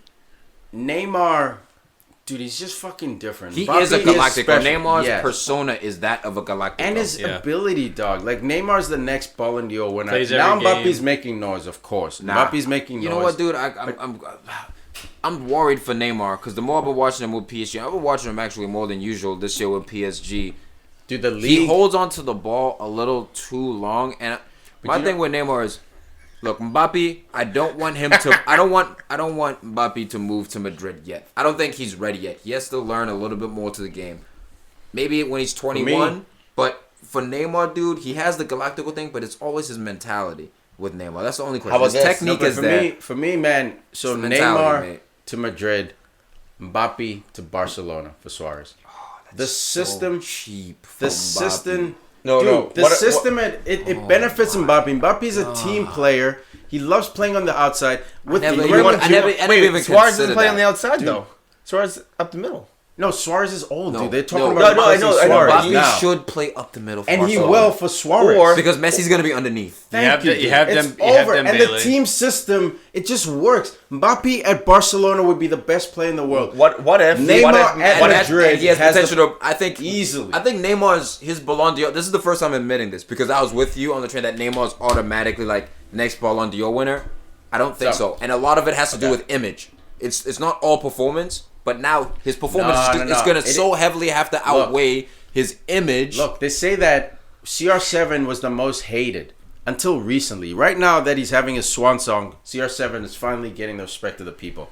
But he was always Messi, Ballon d'Or, Messi. But so his performance outweighed all that 100% hate agreed. So much. So you watch Neymar in the Champions League and you watch him in League One. You can tell, dude, he's done with PSG.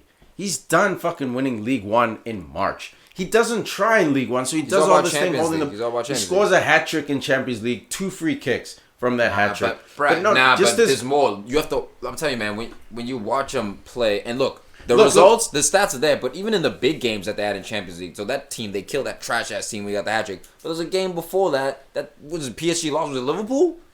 What did PSG play? They played a big dog, man. It wasn't City. That was Neymar. Neymar was struggling because he holds Liverpool. onto the ball too much.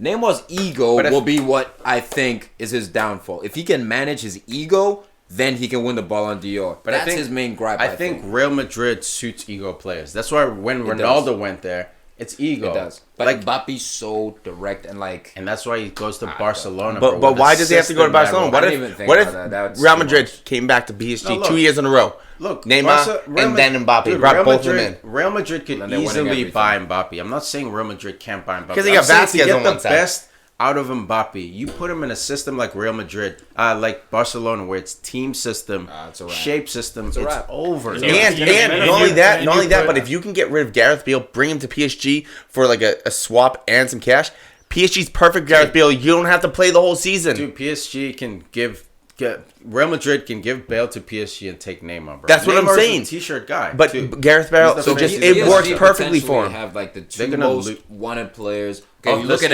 Eden. You look at Eden Hazard, maybe KDB, Salah, but like really of this like the young guys who have the potential.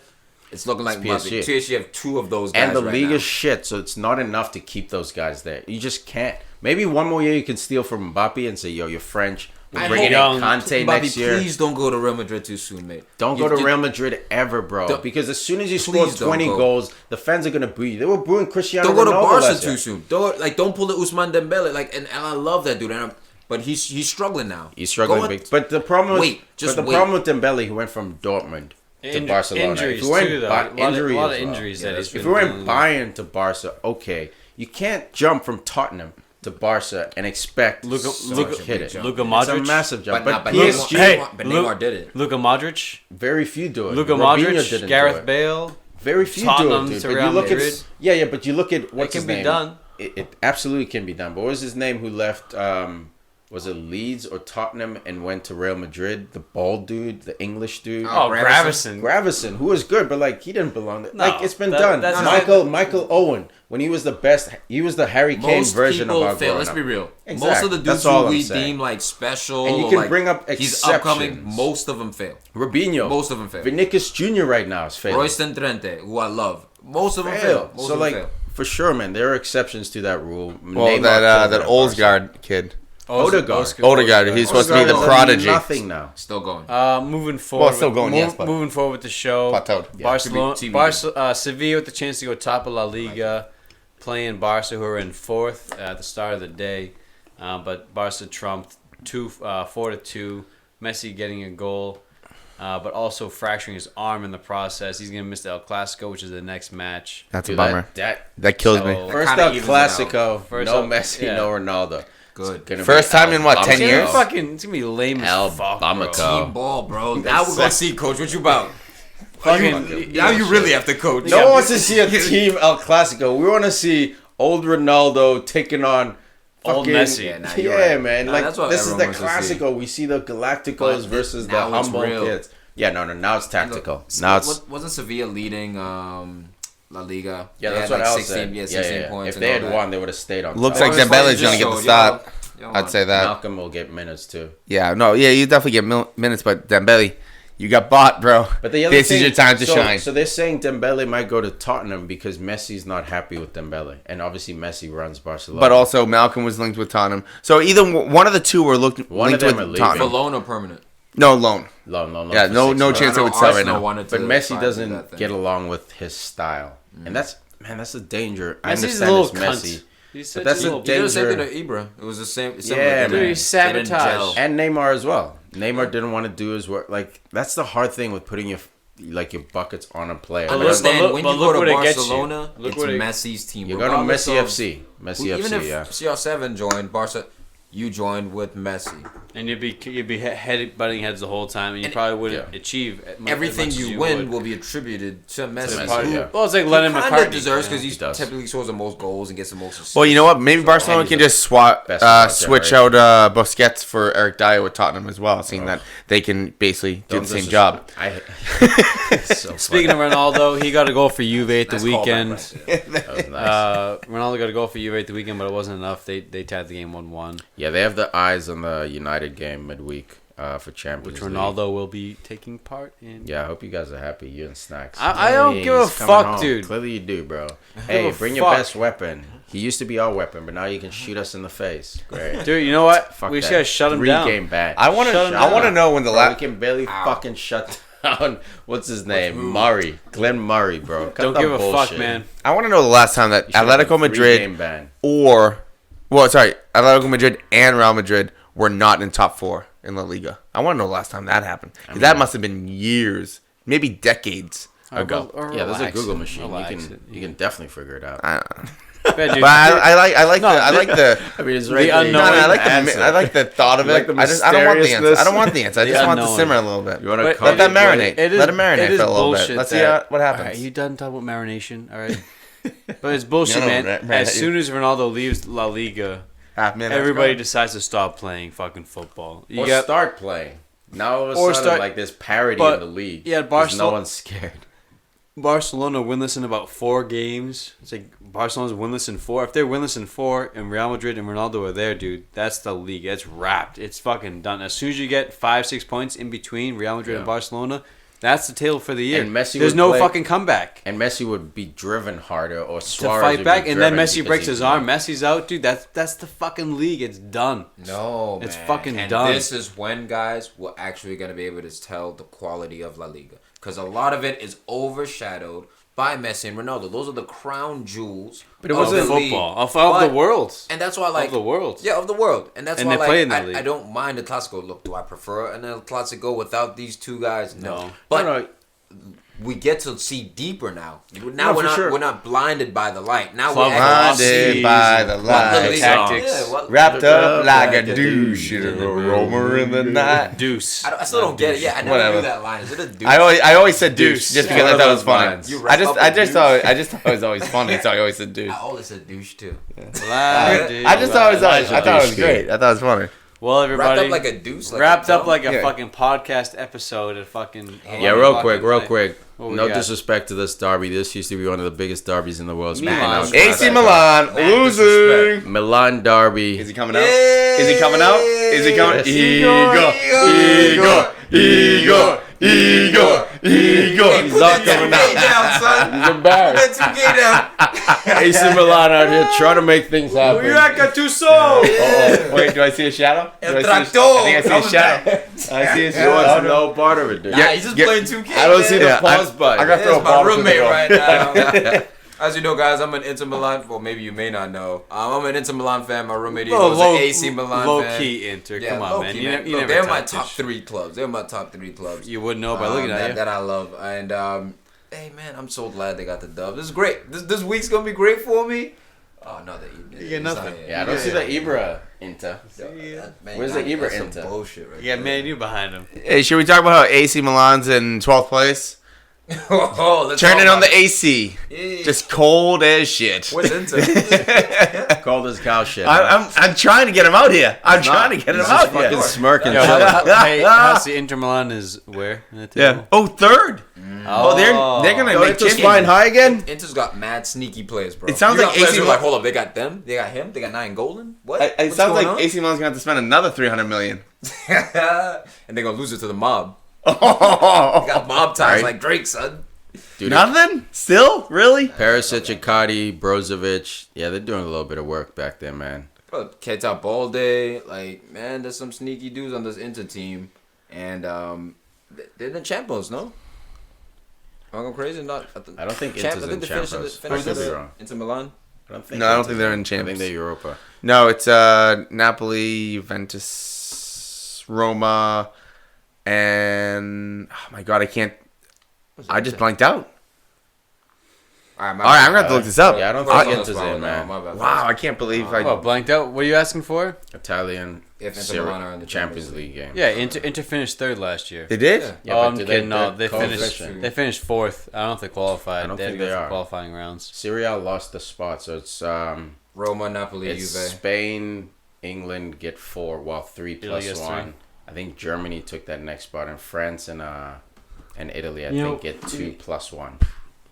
Yeah, so that 3rd place team, man, what a derail at the end of the episode. Oh my goodness! Why can't you guys Google this? I'm trying to Google it. Teams in the my new update for the Mac is killing me. They're still in the Champions League. I don't know what you guys are talking about. Inter Milan. They play against Spurs.